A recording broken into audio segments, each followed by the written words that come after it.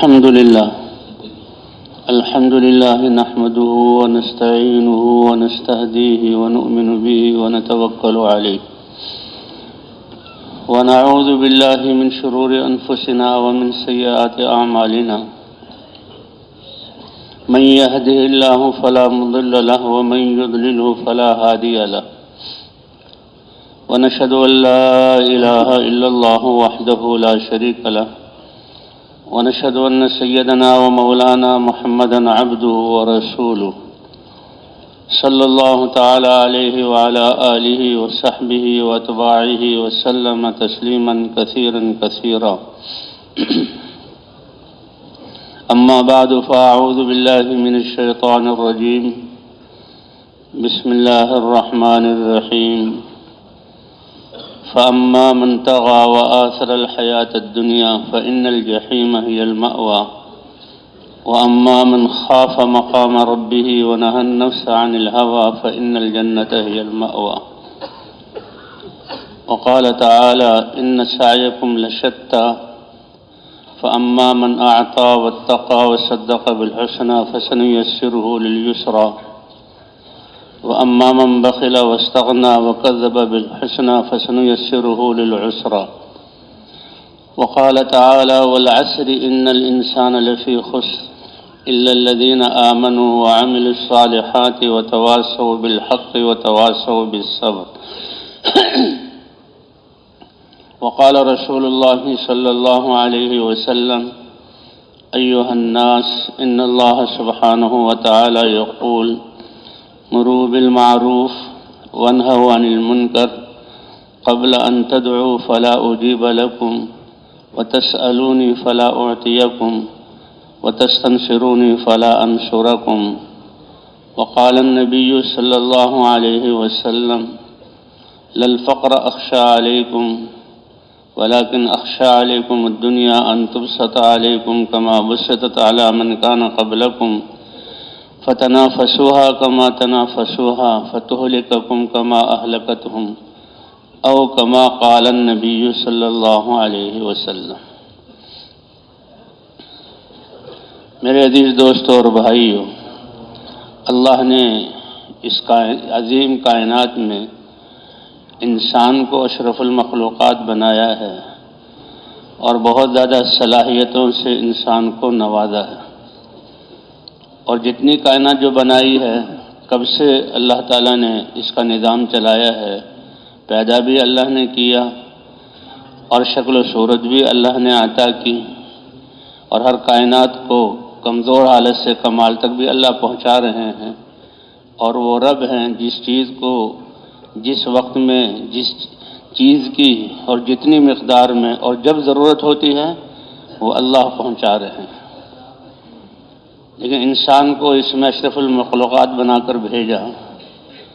اور تھوڑے سے عرصے کے لیے بھیجا، اور انسان کو اللہ نے عقل سے نوازا، اللہ نے عقل عطا فرمائی۔ کائنات میں شعور تو ہے، اور اس شعور کی وجہ سے وہ اللہ کی فرما برداری اور تسبیح میں لگے ہوئے ہیں، اللہ کی نافرمانی کر نہیں سکتے۔ اللہ نے اس کو عقل عطا فرمائی اور محنت کا مادہ عطا فرمایا، کامیابی کی طلب عطا فرمائی۔ ہر انسان محنت کرتا ہے، اپنی صلاحیتوں کو لگاتا ہے، میدان میں خرچ کرتا ہے اور کامیابی چاہتا ہے، لیکن ہر محنت کامیاب کون ہوگا؟ کامیاب وہ ہوگا جس کی محنت صحیح ہوگی۔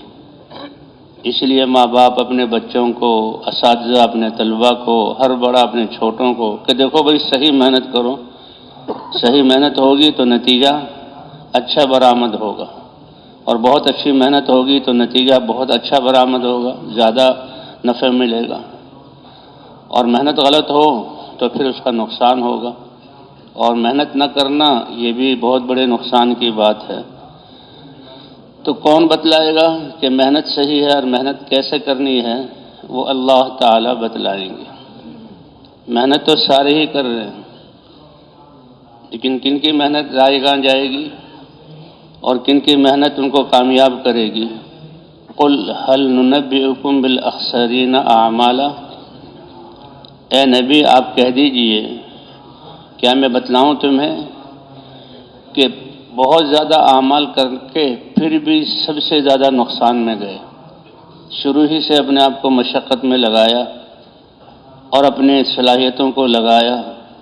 اور قربانیاں کی اور خواہشات کو چھوڑا، لیکن نتیجہ کچھ نہیں، ان کی محنت بیکار گئی۔ ہار گئے وہ اپنی زندگی، ہار گئے وہ اپنے جان و مال کو، کوئی فائدہ نہیں ہوا۔ الذین ضل سعیہم فی الحیات الدنیا، بہت کوشش کی لیکن فیصلہ کرنے والی ذات اللہ کی ہے۔ اللہ نے فرمایا تمہاری محنت بیکار ہے۔ اولئک الذین حبطت اعمالہم، ان کے اعمال جو ہے ضائع ہو گئے۔ فلا نقیم لہم یوم القیامت وزنا، جب میزان قائم کی جائے گی، ترازو، اور ترازو تولنے کا ایک آلہ ہے، اور اعمال کو تولا جائے گا، ان کے اعمال کی ذرے برابر قیمت نہیں ہوگی۔ اوہو، ساری زندگی لگائی، خواہشات چھوڑے، سفر کیے، مشقتیں برداشت کی اور کامیابی کو چاہا، لیکن غلط تھی محنت۔ کون ہیں وہ؟ الذین کذبوا بآیات ربہم ولقائہ، یہ وہ ناکام اور نامراد لوگ ہیں کہ اللہ نے نبی بھیجے، علم اتارا، اپنی کتابیں اتاری، اور نبی خود چل کر ان کے پاس آئے اور بتلایا کہ تمہاری یہ زندگی مختصر ہے، تم نے اللہ کے سامنے پیش ہونا ہے۔ ایک موت دروازہ ہے، اس دروازے پہ یہ دروازہ ہے، جاؤ گے تو آگے بادشاہ کا محل اور اس کے محلات اور اس کی جو ہے سارے باغات ہیں، نعمتیں ہیں۔ تو یہ موت ہے، موت کے بعد اللہ سے ملاقات۔ تو اللہ کی آیات کی آیات کو بھی جھٹلایا اور اللہ سے ملنے کو بھی جھٹلایا۔ یہ انسان جب عقل پر چلتا ہے تو عقل تو صرف موت سے پہلے کی زندگی کو بتلاتی ہے۔ حضور صلی اللہ علیہ وسلم نے فرمایا، اے ابو سفیان، واللہ لتموتن، تم نے مرنا ہے اور موت کا انکار کوئی نہیں کر سکتا۔ ثم لتبعثن، پھر تم کو دوبارہ زندہ کیا جائے گا، کیونکہ اللہ نے تمہیں بہت بڑی کامیابی دینے کے لیے پیدا کیا ہے، اشرف المخلوقات تمہیں بنایا ہے، نعمتوں کی بارش تم پر کی ہے اور تھوڑے سے عرصے کے لیے یہاں بھیجا ہے۔ افحسبتم انما خلقناکم عبثا، کائنات میں سب سے خوبصورت شکل دے کر، سب سے بڑے مرتبے والا بنا کر، ساری کائنات کو تمہاری خدمت کے لیے جو ہے لگا کر اور نعمتوں کی بارش تم پر برسا کر، کیا تم یہ سمجھتے ہو کہ بیکار پیدا کیا؟ وَأَنَّكُمْ إِلَيْنَا لَا تُرْجَعُونَ، کیا تم ہماری طرف لوٹائے نہیں جاؤ گے؟ اللہ کی طرف لوٹ کر جانا یہ کتنی بڑی چیز ہے۔ اس لیے کہتے ہیں کتنی دعاؤں میں وَإِنَّا إِلَىٰ رَبِّنَا لَمُنْقَلِبُونَ، کوئی فوراً تکلیف پہنچے، چھوٹی سی تکلیف، تو جو سب سے بڑی تکلیف ہے روح کا نکلنا، موت کا آنا، تو وہ تک انسان کیا کہتا ہے؟ اِنَّا لِلَّهِ، ہم کس کی ملکیت ہیں؟ اللہ کی ملکیت ہے، اور یہ حال کس نے بھیجا ہے؟ اللہ نے بھیجا ہے، اور ہم کس کی طرف لوٹ کر جائیں گے؟ اللہ کی طرف لوٹ کر جائیں گے، اللہ کی طرف لوٹ کر جائیں گے۔ اس لیے بابرکت ہے وہ ذات جس نے موت کو پیدا کیا، موت کو پہلے ذکر کیا، حالانکہ موت تو بعد میں آتی ہے کیونکہ موت یقینی ہے۔ والحیات، زندگی کو پہلے آتی ہے، اس کو بعد میں ذکر کیا۔ خلق الموت والحیات لیبلوکم، تو زندگی دی ہے موت کی تیاری کے لیے، اور تم ہر وقت امتحان میں ہو، تم ہر وقت امتحان میں ہو۔ حضرت ابراہیم علیہ السلام جیسی ہستی، اے اللہ آپ مردوں کو کیسے زندہ فرمائیں گے؟ اللہ نے فرمایا کہ یہ 4 پرندے لو اور ان کو اپنے آپ سے ہلاؤ اور مانوس کرو کہ وہ تمہارے پاس رہیں، تمہارے بلانے پر آ جائیں، اور پھر ان کو ذبح کرو اور ان کے گوشت کا قیمہ بناؤ اور بوٹیوں کو ملا دو آپس میں، قیمے کی ذرات کو اجزاء کو ملا دو، اور پھر اب 4 پرندے ہیں اور 4 پرندوں کی سیری سر کو الگ رکھو اور باقی جسم کا گوشت قیمہ بنا کر ملا دو، اور 4 پہاڑوں پر وہ قیمہ الگ الگ رکھ دو، ہم تمہیں اپنی قدرت دکھلائیں گے۔ تم نے ان کو مانوس کیا، تمہارے سے یہ جانور ہلے، اور پھر تم ان کو بلاؤ تو دیکھو کیسے وہ پورا کامل جسم بن کر یاتین کا سایہ کیسے دوڑ کر تمہارے پاس آتے ہیں۔ اللہ اکبر، کیا قدرت والے ہیں اللہ، کیا قدرت والے ہیں۔ جانوروں کو اپنے سے مانوس کیا، ذبح کر کے ان کی جو ہے سری کو الگ کیا اور وہ اپنے ہاتھ میں لے لی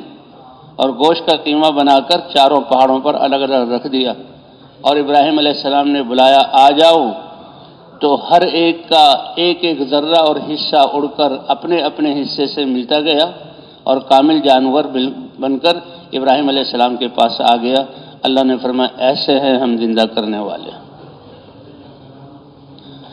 حضرات انبیاء کرام نے بتلایا کہ اے انسان، یہ دنیا تمہاری دو زندگی ہیں، جو عقل پر چلتے ہیں، جو بے وقوف ہوتے ہیں، کسی کی مانتے نہیں ہیں، وہ کہتے ہیں بس سب دنیا ہی کی زندگی۔ فرمایا جو دنیا ہی کو سامنے رکھ کر چلے گا، دنیا میں کیونکہ ہم نے پیدا کیا، ہم رزاق ہیں، جتنی عمر اس کے لیے ہواؤں میں آکسیجن اور سانس اور رزق کے لیے پانی کے قطرے اور جو ہے اناج کے دانے اور لباس، یہ سب کچھ ہم اس کو پہنچا کر رہیں گے، یہ سب کچھ ہم پہنچا کر رہیں گے، کیونکہ رزق اللہ نے دینا ہے، اور پھر موت کے بعد اللہ کی طرف جانا ہے، اللہ کی طرف جانا ہے۔ حضرت ابراہیم علیہ السلام نے نمرود، کیونکہ اللہ نے نبیوں کو بھیجا، ایک تو اللہ نے انسان کو عقل اتنی دی کہ اگر یہ صحیح طرح سے سوچے تو کائنات کا نقشہ اس کو بتلائے گا کہ اس کائنات کو چلانے والے اکیلے اللہ ہیں۔ جیسے ایک نیام میں دو تلواریں سما نہیں سکتی، نیام ہوتا ہی ایک تلوار کے لیے، ایک بستی میں دو چودھری، ان کی دو چودھریوں کی چودراہٹ چل نہیں سکتی، ایک ملک میں دو بادشاہوں کی بادشاہت چل نہیں سکتی۔ تو اللہ فرماتے ہیں کائنات میں کئی خدا ہوں اور نظام ٹھیک چلے، یہ کیسے تم اپنے چھوٹے چھوٹے نظاموں کو تو کہتے ہو کہ بھئی بادشاہ ایک ہی ہونا چاہیے، انتخابات ہوتے ہیں اور کیا کچھ جو ہے محنتیں ہوتی ہیں، اور کیسے جو ہے انسان اپنی صلاحیتوں کو لگاتا ہے کہ بادشاہ ہوگا تو ایک ہوگا۔ تو بھئی کائنات کو چلانے والی ذات کون ہے؟ لَوْ كَانَ فِيهِمَا آلِهَةٌ إِلَّا اللَّهُ لَفَسَدَتَا، وہ تو اللہ کی ذات ہے۔ جس طرح تم کم عقلی سے سوچتے ہو بہت سارے آلہہ ہوتے تو دن اور رات کا نظام اور زمین اور آسمان کا نظام بگڑ جاتے۔ تو اس لیے محنت تو سب کرتے ہیں، لیکن صحیح محنت کامیاب کون ہوگا؟ صحیح محنت کرنے والا ہوگا، اور صحیح محنت کیا ہے وہ کون بتائے گا؟ اللہ تعالیٰ بتلائیں گے۔ اس لیے فرمایا کہ جنہوں نے دنیا کو سامنے رکھ کر محنت کی اور پوری زندگی وہ محنت میں لگا دی، انبیاء آئے، اللہ کی آیات سنائی، اللہ کی پہچان کروائی اور بتایا کہ اللہ کی طرف جانا ہے۔ کذبوا بآیات ربہم، علم جو اللہ نے دیا تھا نبیوں کو اور اس میں آیات اتاری تھی اور زندگی گزارنے کا طریقہ، جب اللہ تمہارے خالق ہیں، اللہ ساری کائنات کے مالک ہیں، اللہ تمہارے جسم کے نظاموں کو چلا رہے ہیں، اور کتنے یعنی ایک ایک نعمت اللہ کی کتنی، یہ چہرے کی یہ خوبصورتی، یہ سر کے یہ بال اور جو ہے پیشانی کی یہ کشادگی اور یہ بھویں اور یہ پلکیں اور آنکھوں کے یہ ڈیلے اور خوبصورت یہ رخسار اور پھر پھول جیسے یہ ہونٹ اور ہونٹوں میں یہ دانت، ایک ایک چیز اللہ کی کتنی نعمت ہے، کتنی بڑی نعمت ہے کہ تم اللہ کی نعمت کا شکر ادا کرنا چاہو ادا نہیں کر سکتے۔ تو حضرات انبیاء کرام علم لے کر آتے ہیں اور اللہ کی پہچان کرواتے ہیں اور صحیح محنت کا، تو جیسے عرض کیا کہ اللہ بتلائیں گے صحیح محنت کون سی ہے، اور نبیوں کے ذریعے بتلائیں گے، نبیوں کو علم دے کر اتارا۔ ان الذین آمنوا، محنت کا سب سے پہلا قدم کہ اللہ کو پہچانے۔ جو آدمی جس گاؤں میں رہتا ہو چودھری کو نہ پہچانتا ہو، اس کے بتائے ہوئے اصولوں پر نہ چلتا ہو، چھوٹا سا گاؤں ہے تو وہ کیسے مطمئن رہ سکتا ہے؟ چودھری اور چودھری کی جو ہے وہ جو کارندے ہیں اور جو اس کا نظام چلانے والے ہیں، وہ کہاں تمہیں سانس لینے دیں گے؟ اللہ کی زمین پر رہتے ہوئے اللہ کی نافرمانی کر کے وَمَنْ أَعْرَضَ عَنْ ذِكْرِي فَإِنَّ لَهُ مَعِيشَةً ضَنْكًا، جیسے ایک گاؤں کے چودھری کی دشمنی مول لے کر اس گاؤں میں رہنا، عزت غیر محفوظ، بچے غیر محفوظ، گھر غیر محفوظ، مال غیر محفوظ۔ اللہ تو ساری کائنات کے مالک ہیں اور روئے روئے کے مالک ہیں، اور اللہ تو ارحم الراحمین ہیں، اور اللہ تو کامیاب کرنا چاہتے ہیں، اس کی نافرمانی کر کے تم مطمئن ہو؟ اس لیے فرمایا کہ میں اس کے دل کو بے چین کر دوں گا، دل کو بے چین کر دوں گا۔ اور جو اللہ کی اطاعت کرے گا میں اس کو دل کا اطمینان عطا کروں گا۔ جو نافرمانی کریں گے وہ اللہ سے جنگ کر رہے ہیں، اور اللہ سے جنگ کرنے والا کیسے کامیاب ہو سکتا ہے؟ وَمَنْ عَادَ لِي وَلِيًّا فَقَدْ آذَنْتُهُ بِالْحَرْبِ، جو میرے اولیاء ہیں، مجھ پر ایمان لائے ہیں، میری کتابوں کی تصدیق کی ہے، میرے دین پر چل رہے ہیں، اللہ کے قریب ہو گئے، فرمایا کہ جو میرے ولی کو نقصان پہنچائے گا تو میرا اس سے اعلان جنگ ہے۔ من عادى لي وليا فقد آذنته بالحرب۔ تو صحیح محنت اور انسان کا صحیح سرمایہ، صحیح محنت، ایمان والی محنت، اعمال والی محنت، اور اس امت کے لیے اس دعوت والی محنت۔ والعصر ان الانسان لفی خسر، اللہ نے زمانے کی خوردبین اور دوربین اور آلہ ہمیں دیا، کسوٹی ہمیں دی ہے کہ دیکھو اور اپنے آپ کو آزماؤ کہ کامیاب کون ہے۔ ان الذین آمنوا، سب سے پہلی بات جنہوں نے اللہ کی ذات پر ایمان، اور ایمان کیا ہے؟ اللہ کو پہچاننا، اور جس نے اللہ کو پہچانا تو پھر وہ سب سے زیادہ اللہ سے محبت کرے گا، اور اپنے سب سے زیادہ نہیں بلکہ ساری صلاحیتوں کو اللہ کے لیے استعمال کرے گا۔ یہ آنکھ اللہ نے دی ہے تو آنکھ سے وہ دیکھنا جو اللہ کو پسند ہو، یہ زبان اللہ نے دی ہے، زبان سے وہ بول جو اللہ کو پسند ہو، یہ کان اللہ نے دیے ہیں، کان سے ان باتوں کو سننا جو اللہ کو پسند ہو، یہ ہاتھ اللہ نے دیے ہیں، اس سے وہ لین دین کرنا جو اللہ کو پسند ہو، یہ پاؤں اللہ نے دیے ہیں، اس سے وہ عمل کرنا جو اللہ کو پسند ہو۔ جسے دنیا والے عہدے دیتے ہیں، وکیلوں کا الگ لباس ہے، پولیس والوں کا الگ لباس ہے، فوج کا الگ لباس ہے، وزراء کا الگ لباس ہے، پھر ان کے درجات ہیں، ایک ادنیٰ درجے کا ملازم ہے، پھر اس سے بڑا ملازم ہے، پھر اس سے بڑا ملازم ہے، پھر پورے شعبے کا وزیر ہے، تو ان کے یہ درجات ہیں۔ تو اسی طرح اللہ کی طرف سے ایمان اور اعمال، اس کا نور انسان کے ساتھ ہوتا ہے، یہ اعمال نور ہیں، اس کا دل منور ہوتا ہے، اس کا رواں منور ہوتا ہے، اور اس کے اعمال کی روشنیاں جو ہے عالم میں پھیلتی ہے، اس کی خوشبو پھیلتی ہے، اس کی روح چمکدار بنتی ہے، اور کائنات کو اس کا شعور ہے، اور کائنات کی ہر چیز اس کے مطابق اس انسان سے معاملہ کرتی ہے۔ شیخ سعدی نے ایک قصہ لکھا ہے،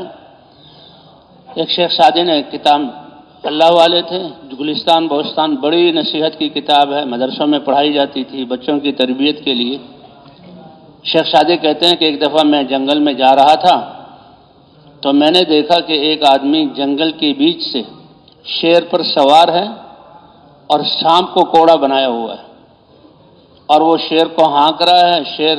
کو موڑنا ہو یا تیز چلانا ہو تو سانپ کے ذریعے جیسے کوڑے سے مارتے ہیں۔ تو کہتے ہیں اس منظر کو دیکھ کر میرے تو پاؤں تلے کی زمین نکل گئی، اور میں تو گھبرا گیا کہ شیر تو انسان شیر کو دیکھتا ہے تو گھبراتا ہے۔ تو وہ اللہ والے تھے، وہ سمجھ گئے، اے سعدی کیوں اس منظر سے گھبرا رہے ہو، کیوں پریشان ہو رہے ہو؟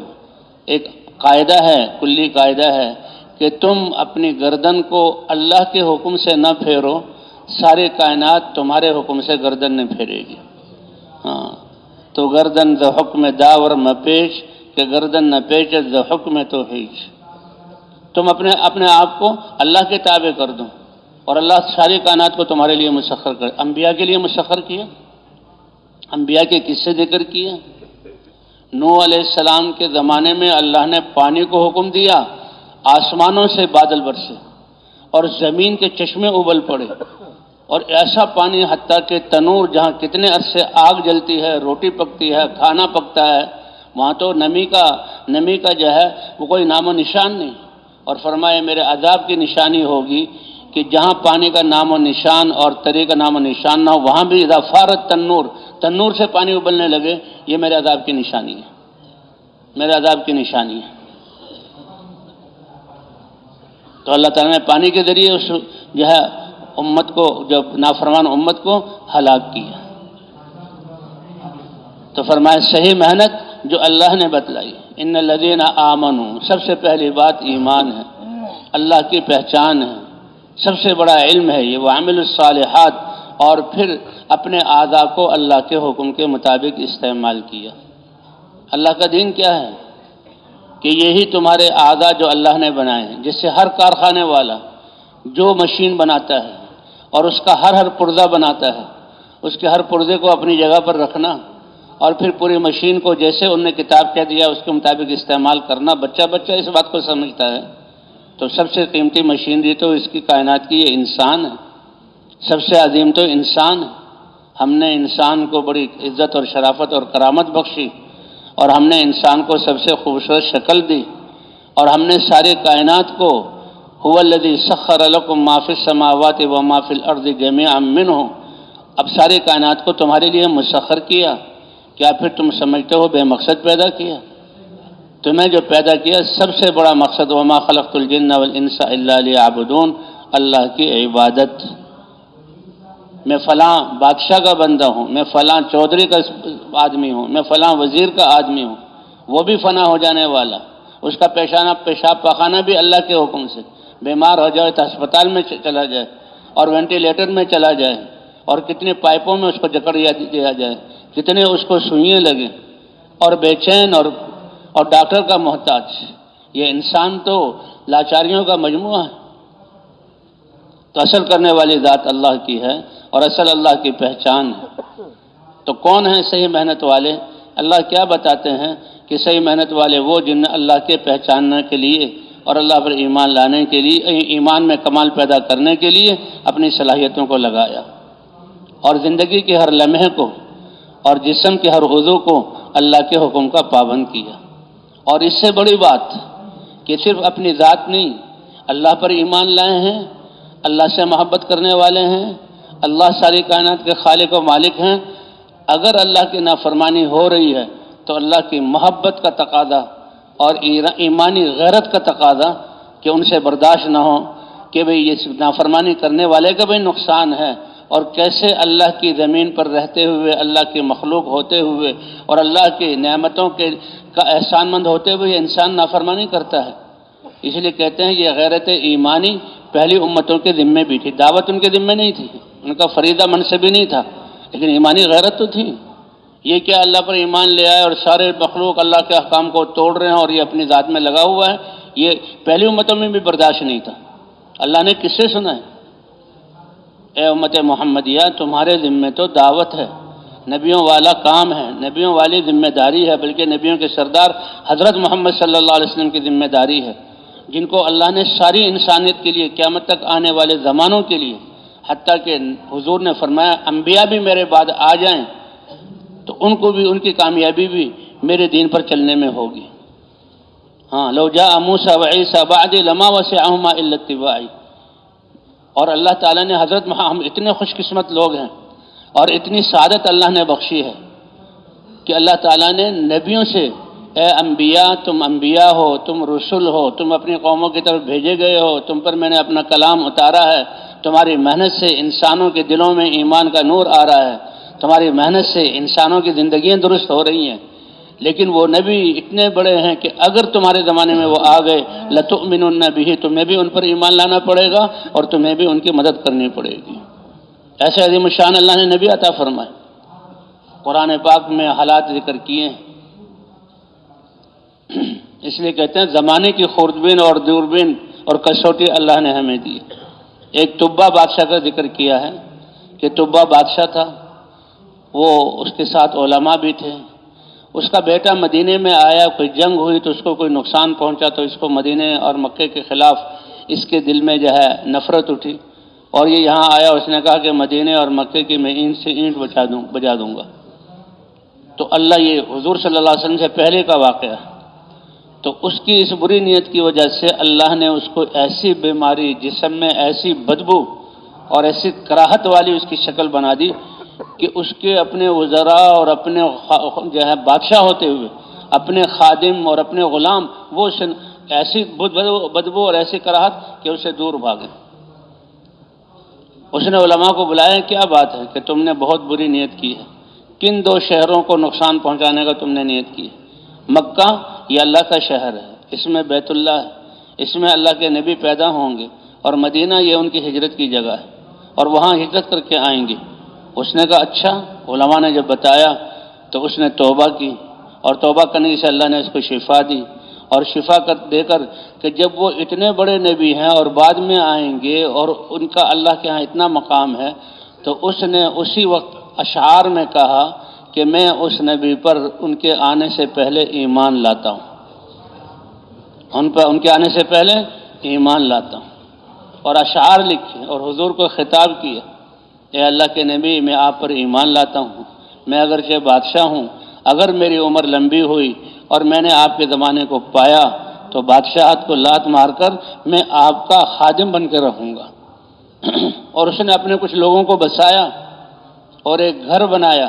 اور کہا، کیونکہ یہ ہجرت گاہ ہے مدینہ منورہ، اور کہا اس گھر میں وہ رہیں گے، اور وہ وہی گھر تھا جہاں آپ کی اونٹنی، ابو ایوب انصاری کا، جہاں آپ کی اونٹنی آ کر بیٹھی تھی، کیونکہ جب آپ آئے تو آپ کے والد کے جو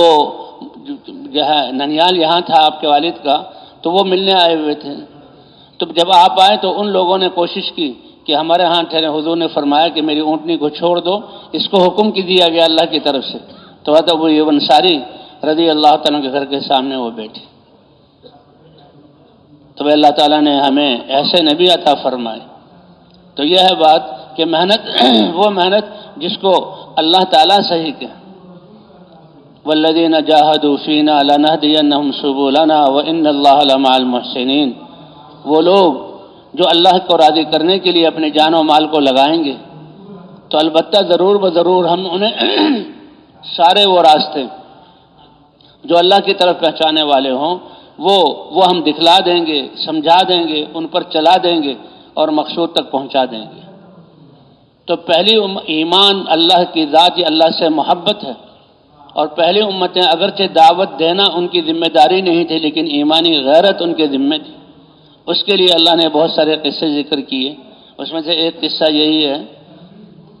کہ جبرائیل علیہ السلام نے حکم دیا، اے جبرائیل اس بستی کو اپنے پر اٹھاؤ اور پلٹ دو،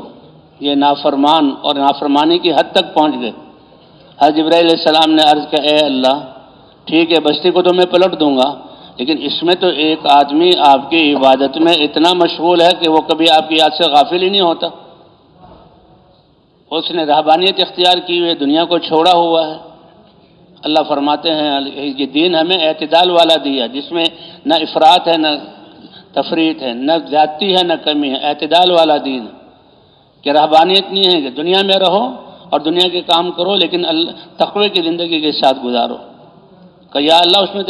اللہ کی طرف سے ارشاد ہوا کہ اسی کے سر پر اس کو پلٹ دو کہ وہ اکیلا میری عبادت کر رہا ہے اور میری نافرمانی چاروں طرف ہو رہی ہے، تو ایمانی غیرت میں اور میری محبت کی وجہ سے اس کے چہرے پر ہائے میرے اللہ کی یہ نافرمانی ہو رہی ہے، یہ لوگ اتنے نقصان میں جا رہے ہیں، اسی کے جو ہے سر پر اس بستی کو پلٹ دو۔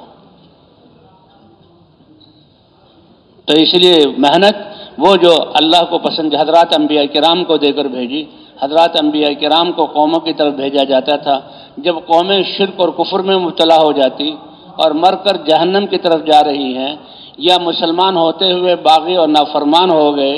اور اللہ کی نافرمانی کر رہے ہیں، اس پر اللہ نبیوں کو اصلاح کے لیے بھیجتے تھے، تربیت کے لیے بھیجتے تھے، یہ اللہ کی سنت ہے۔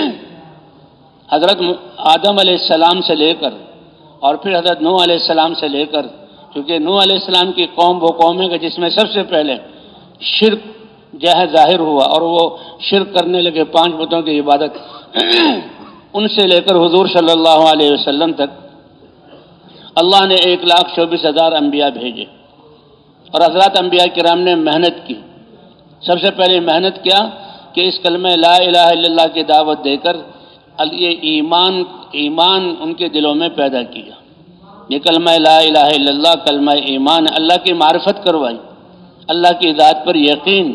یہ سب سے بڑا سرمایہ اور سب سے بڑی دولت ہے اور سب سے بڑی طاقت ہے کہ جس کی وجہ سے انسان اپنے سارے اعضاء اور جو اللہ نے نعمتیں دی ہیں ان سب نعمتوں میں اللہ کے حکم کو پورا کرتا ہے اور اپنے اعضاء کو اللہ کے حکم کے مطابق، اس لیے فرمایا ان الذین آمنوا وعملوا الصالحات کانت لہم جنات الفردوس نزلا، کہ وہ لوگ جو ایمان لائے، جنہوں نے اپنے دل کے یقین کو ٹھیک کیا کہ ساری کائنات کے خالق اور مالک اور عبادت کے لائق صرف کون ہے؟ اللہ ہے، اور پھر اس اللہ نے احکام اتارے، بیکار پیدا نہیں کیا۔ یہ اللہ کی کتنی بڑی مہربانی، احکام نبی بھیجے، احکام اتارے، دین دیا کہ انسان اللہ کے حکم کے مطابق کیسے اعضاء کو استعمال کرے۔ تو کانت دنیا میں کی تھوڑی سی زندگی ہے، یہ مشقت والی زندگی ہے، تو دنیا میں بھی اللہ عزت عطا فرمائیں گے اور آخرت میں جنت بطور مہمانی کے ان کے لیے تیار۔ کانت لہم جنات الفردوس، فردوس جو سب سے، حضور نے فرمایا جنت کا سوال کیا کرو تو فردوس اعلیٰ کا سوال کیا کرو، فرمایا وہ ان کے ٹھکانہ ہوگا اور مہمانی کے طور پر اللہ پیش کریں گے۔ اور یہ انسان کا سرمایہ ہے، جسے دنیا میں ان کے بیجوں سے، ان کے لباس سے، ان کے عہدوں سے دنیا والے پہچانتے ہیں،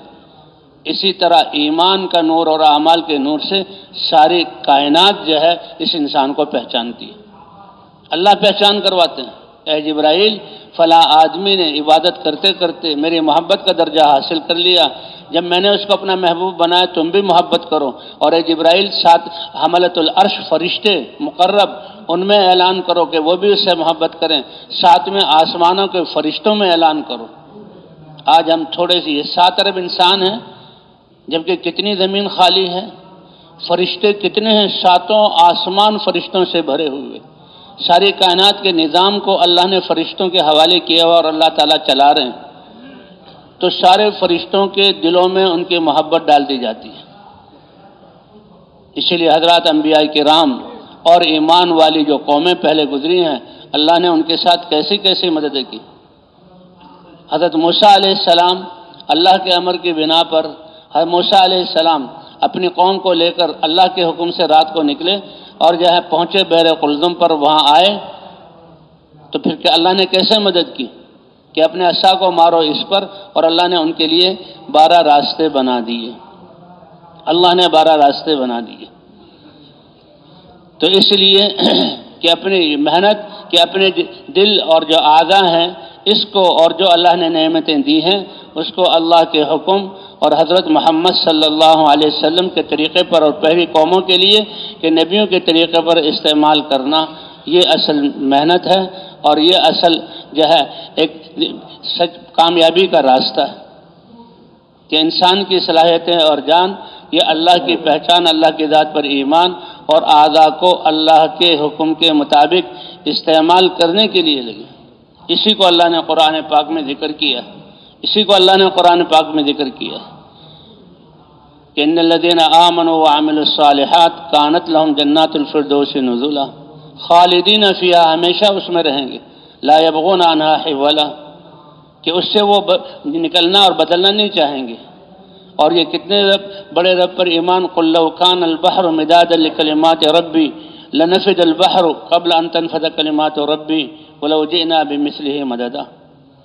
وہ اللہ، اس کی بڑائی جس کا یقین ہم نے دل میں لانا ہے اور جس کی بڑائی کے مطابق ہمارے لیے اپنے سارے اعضاء اور نعمتوں کو اللہ کے حکم کے مطابق استعمال کرنا آسان ہوگا، وہ اللہ ایسے ہیں کہ زمین کو کاغذ کی طرح باریک کر کے پھیلا دیا جائے، 7 آسمانوں کو پھیلا دیا جائے، پانی کے خزانے کو سیاہی بنا دیا جائے، نباتات سے قلم بنا کر سارے انسان اور جنات کو لکھنے پر لگایا جائے اور اللہ کی بڑائی کے کلمات لکھتے رہیں۔ قلم جو بنتا ہے جو لکڑی سے، وہ گھستا رہے اور پھر پکڑنے کے قابل نہ رہے، اور کاغذ بھرتے رہیں اور سیاہی جو ہے وہ نیچے جاتی رہے یہاں تک کہ آخری تہ تک پہنچے، خشک ہو جائے اور زندگی ان کی پوری ہو جائیں، اور پھر اللہ تعالیٰ اسی طرح اسی کاغذ کے، یعنی آسمان اور زمین کو کاغذ بنا کر دوبارہ دے دیں اور پانی کے خزانوں کو سیاہی بنا دیں، درختوں کے قلم انسان اور جناتوں کے ہاتھ میں دے دیں اور یہ لکھیں، پھر وہ کاغذ بھر جائیں۔ فرمایا اللہ اتنا بڑا ہے کہ اللہ کی بڑائی کے کلمات پھر بھی پورے نہیں ہوں گے۔ تو محنت جو اللہ بتائیں گے کہ کون سی محنت صحیح ہے۔ انسان محنت کرتا ہے اور اپنی صلاحیتوں کو لگاتا ہے، لیکن ایک صاف اور مسلم قاعدہ ہے، مانا ہوا قاعدہ، کہ غلط محنت کرنے والا نقصان میں جائے گا، اپنا بھی نقصان کرے گا، دوسرے کا بھی نقصان کرے گا۔ صحیح محنت والا وہ کامیاب ہوگا۔ اب صحیح محنت کیا ہے وہ کون بتائیں گے؟ وہ اللہ تعالیٰ بتائیں گے۔ اس لیے زمانے کی قسم کھائی، والعصر ان الانسان لفی خسر الا الذین آمنوا وعملوا الصالحات وتواصوا بالحق وتواصوا بالصبر۔ زمانے کو اللہ نے زمانے کی گواہی، ان کی قسم کھائی اور زمانے کی خوردبین اور دوربین ہمیں دی کہ اس کو دیکھو کہ اس نے آدم علیہ السلام سے لے کر تمہارے زمانے تک دیکھا ہے انسانوں کو، کون انسان کامیاب ہوئے۔ سب سے پہلی بنیاد ایمان، جو سب سے بنیادی اور سب سے بڑی چیز ہے، سب سے بڑا سرمایہ ہے۔ اور یہ انسان کا سرمایہ ایسا، یہ جو ہے ایمان نور ہے، نماز نور ہے، ذکر نور ہے، اور یہ انوارات انسان کے دل میں آتے ہیں اور یہ انوارات اس کے جسم کے ساتھ ہوتے ہیں اور مخلوقات کو اس کی پہچان ہوتی ہے۔ ہماری کتابوں میں ایک قصہ لکھا ہے کہ عبد الملک ابن مروان، اس کا بیٹا ہشام شہزادہ ہے اور وہ طواف کرنے کے لیے آیا، تو طواف لوگوں کا رش تھا اور اسے جو ہے اب اس نے طواف کرتے ہوئے چاہا کہ میں حجر اسود تک پہنچ جاؤں، لیکن لوگوں کے رش کی وجہ سے اس کے لیے پہنچنا مشکل ہو رہا تھا، اگرچہ وہ شہزادہ تھا، لیکن بھئی وہاں تو بیت اللہ ہے، وہ تو اللہ کا گھر ہے، وہاں تو سارے انسان دو کپڑوں میں ہیں، جہاں چاہے بادشاہ ہو چاہے فقیر ہو، احرام کے جو دو کپڑے ہیں اور طواف کر رہے ہیں، تو پہنچنا اس کے لیے مشکل ہو گیا۔ اتنے میں تھوڑی دیر شور مچا اور لوگ جناب چھٹتے چلے گئے اور راستہ چھوڑتے چلے گئے، اور دیکھا کہ ایک ہستی ہیں اور وہ حضرت علی رضی اللہ تعالیٰ عنہ کے پوتے حسین ابن علی ابن حسین ابن علی، اس طرح ان کا نام تھا، اور وہ جو ہے وہ آئے لوگ ان کے لیے راستہ چھوڑ دیا اور بیت اللہ، وہ حجر اسود تک پہنچے، حجر اسود کا بوسہ دے کر پھر وہ طواف کرنے لگے۔ اب شہزادہ ایک طرف شہزادہ ہے اور ایک طرف حضور صلی اللہ علیہ وسلم کے خاندان کے اتنے بڑے عالم اور متقی اور اللہ کے فرما بردار ولی، ان کے لوگوں کے دلوں میں اللہ نے ان کی وہ عظمت بٹھائی تھی۔ تو ان کو بڑی حیرانگی ہوئی کہ بادشاہت میرے پاس ہے اور میرے باپ عبد الملک ابن مروان 2/3 دنیا کا بادشاہ ہے، اس کی حکمرانی ہے، اس کے پاس فوجیں ہیں اور اس کے پاس سب کچھ ہے، اور میں سارے پروٹوکول کے ساتھ آیا ہوں، میرے لیے حجر اسود تک پہنچنا مشکل، لوگوں نے راستہ نہیں دیا اور ان کے لیے خود بخود راستہ دیا۔ تو کسی نے پوچھا یہ کون ہے، حالانکہ یہ جانتا تھا، اس نے کہا پتہ نہیں کون ہے یہ کون، بلکہ ایسے اجنبی صورت میں۔ تو وہاں ایک فرزدق شاعر تھے، بہت بڑے شاعر تھے، وہ شاعر اگرچہ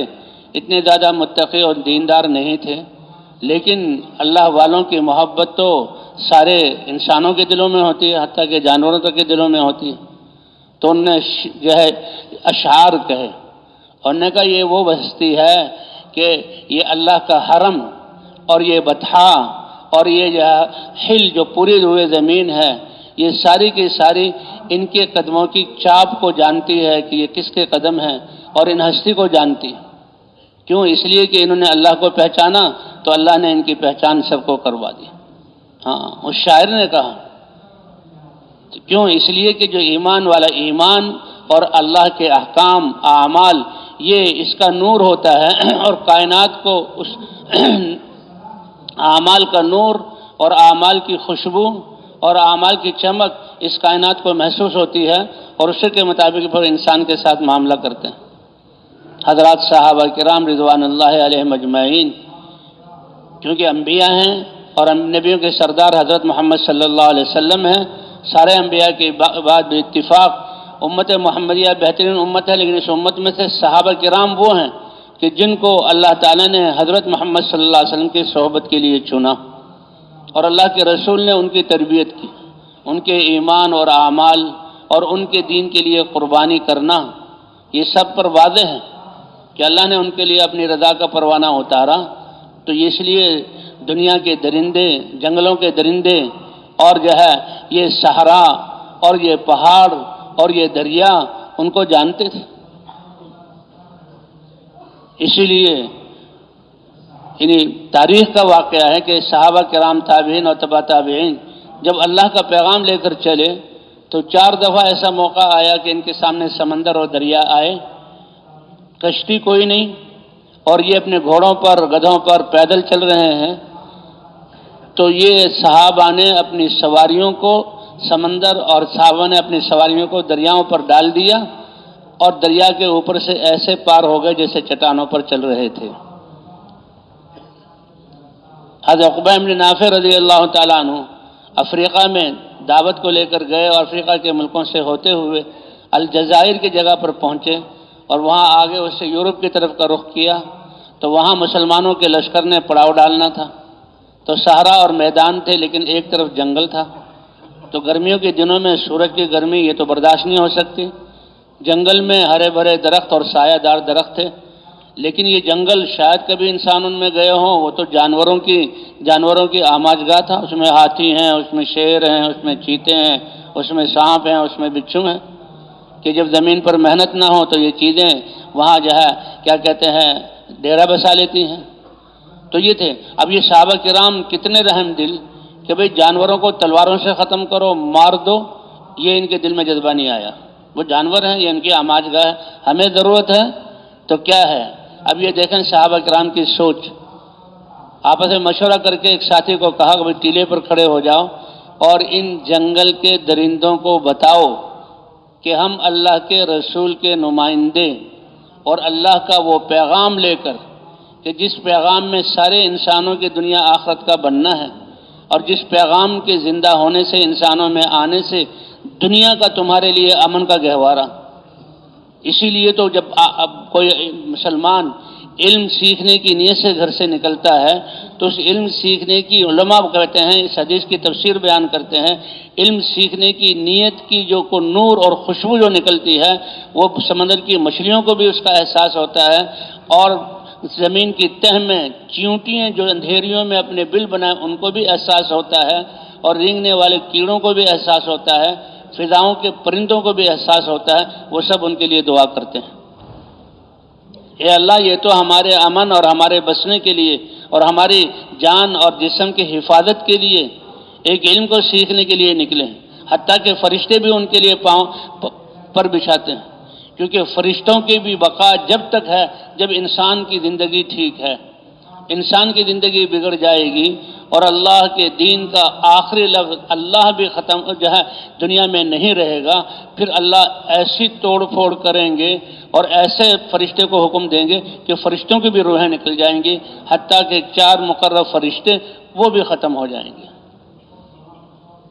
اے ملک الموت کون رہا؟ اے اللہ آپ کی ذات ہے، اور یہ 4 مقرر فرشتے ہیں، مختلف روایات ہیں اور سب ٹھیک ہیں کہ ان کی روحیں بھی نکال لو، اب کون رہا؟ اے اللہ اب تو آپ کی ذات ہے اور میں ہوں کہ تم بھی مر جاؤ۔ کیوں؟ اس لیے کہ جو کائنات کی روح تھی میرا دین وہ اس سے نکل گیا، اس لیے صاف ہے۔ اور بھائی انجینئر بننے سے یہ عالم میں کوئی فرق نہیں پڑتا، ڈاکٹر بننے سے کوئی فرق نہیں پڑتا، وزیر بننے سے کوئی فرق نہیں پڑتا، لیکن قرآن کا علم سیکھنے کے لیے اور حدیثوں کو سیکھنے کے لیے ایک بچہ گھر سے نکلتا ہے تو ساری کائنات اور بلوں میں چیونٹیاں اور فضاؤں میں پرندے اور حتیٰ کہ فرشتے ان کے لیے پر بچھاتے ہیں اور اس کے لیے دعا کرتے ہیں۔ تو اللہ کا دین وہ اتنی بڑی نعمت ہے ہمارے لیے کہ جس کی وجہ سے ہماری دنیا اور آخرت کی کامیابی ہے۔ 2 زندگیاں اللہ نے بنائی ہیں، آخرت کی ہمیشہ کی زندگی اور وہیں لوٹ کر جانا ہے۔ انسان چاہتا ہے میں ہمیشہ زندہ رہوں، اللہ نے بھی انسان کو ہمیشہ کی اسی لیے چاہت رکھی کہ یہ ہمیشہ کا رہے گا، لیکن اس کی تیاری کے لیے اللہ نے یہ تھوڑی سی زندگی دی ہے، دنیا کی زندگی دی ہے۔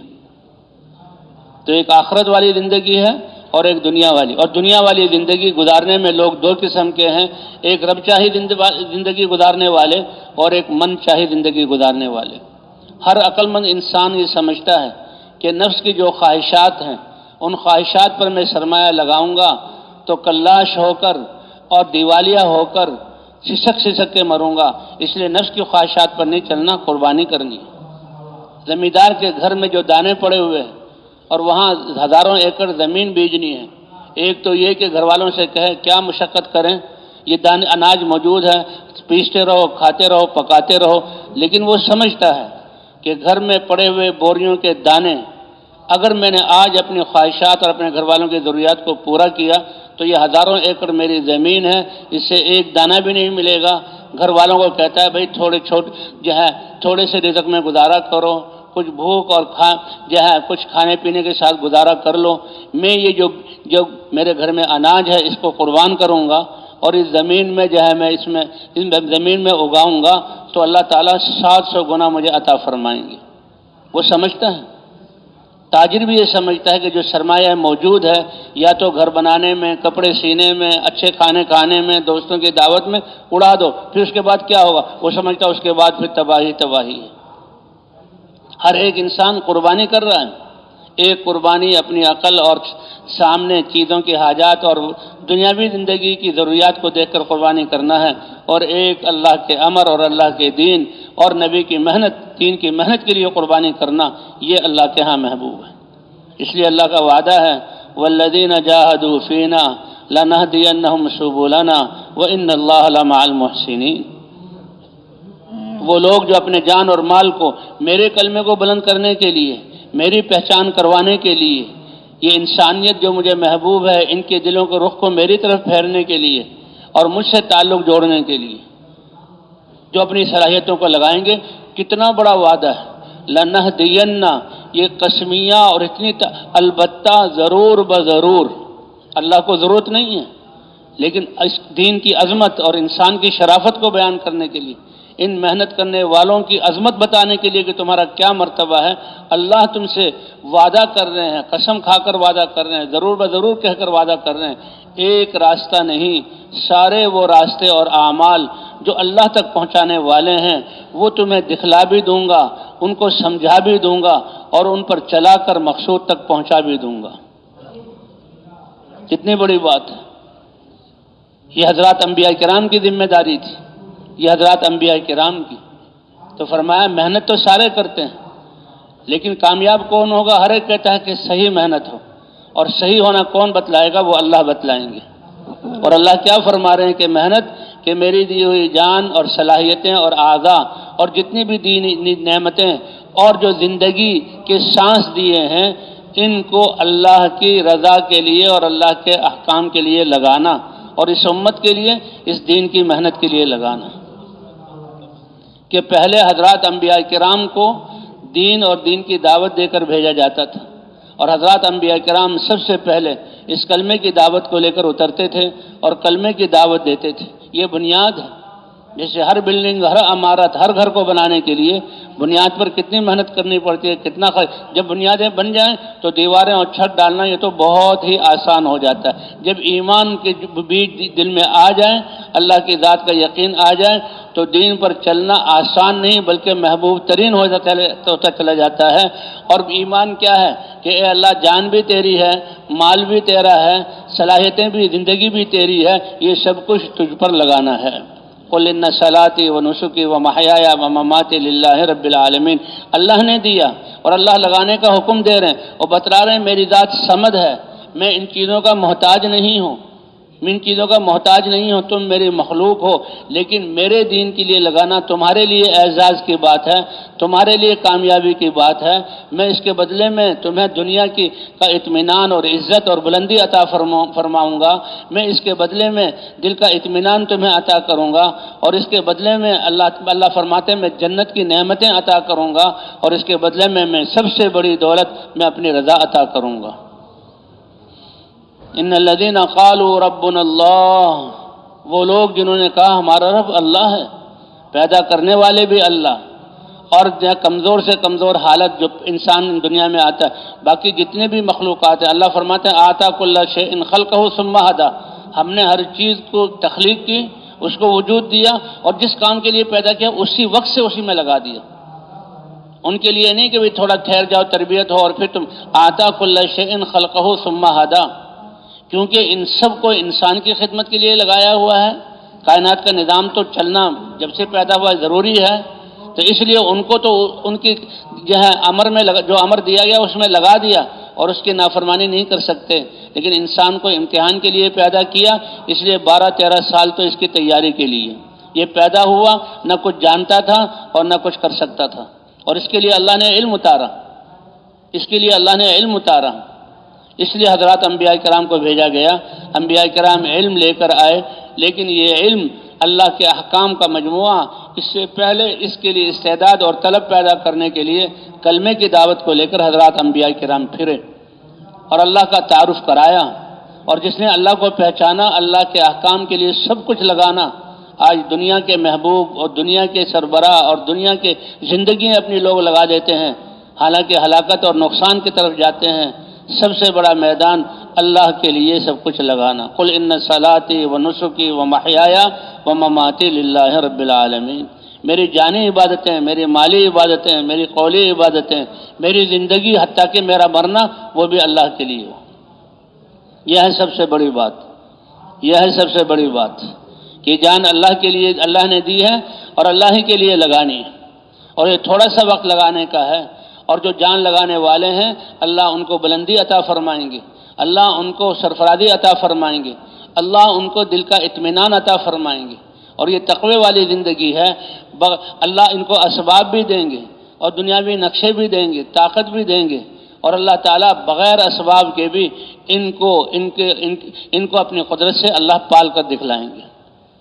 کہتے قیامت کا جب آج امام مہدی آئیں گے اور دجال سے لڑائی ہوگی تو بعد ایسا وقت بھی آئے گا کہ ایمان والے پہاڑوں پر اور جنگلوں میں چلے جائیں گے، اور وہاں ان کے لیے نہ زمیندارہ ہوگا اور نہ دکانیں ہوں گی، نہ کارخانے، نہ تجارت ہوگی، وہ صرف اللہ کا ذکر کریں گے، اور اللہ کے ذکر پر اللہ ان کو پالیں گے اور ان کی پرورش کر کے اللہ ان کو پروان چڑھائیں گے۔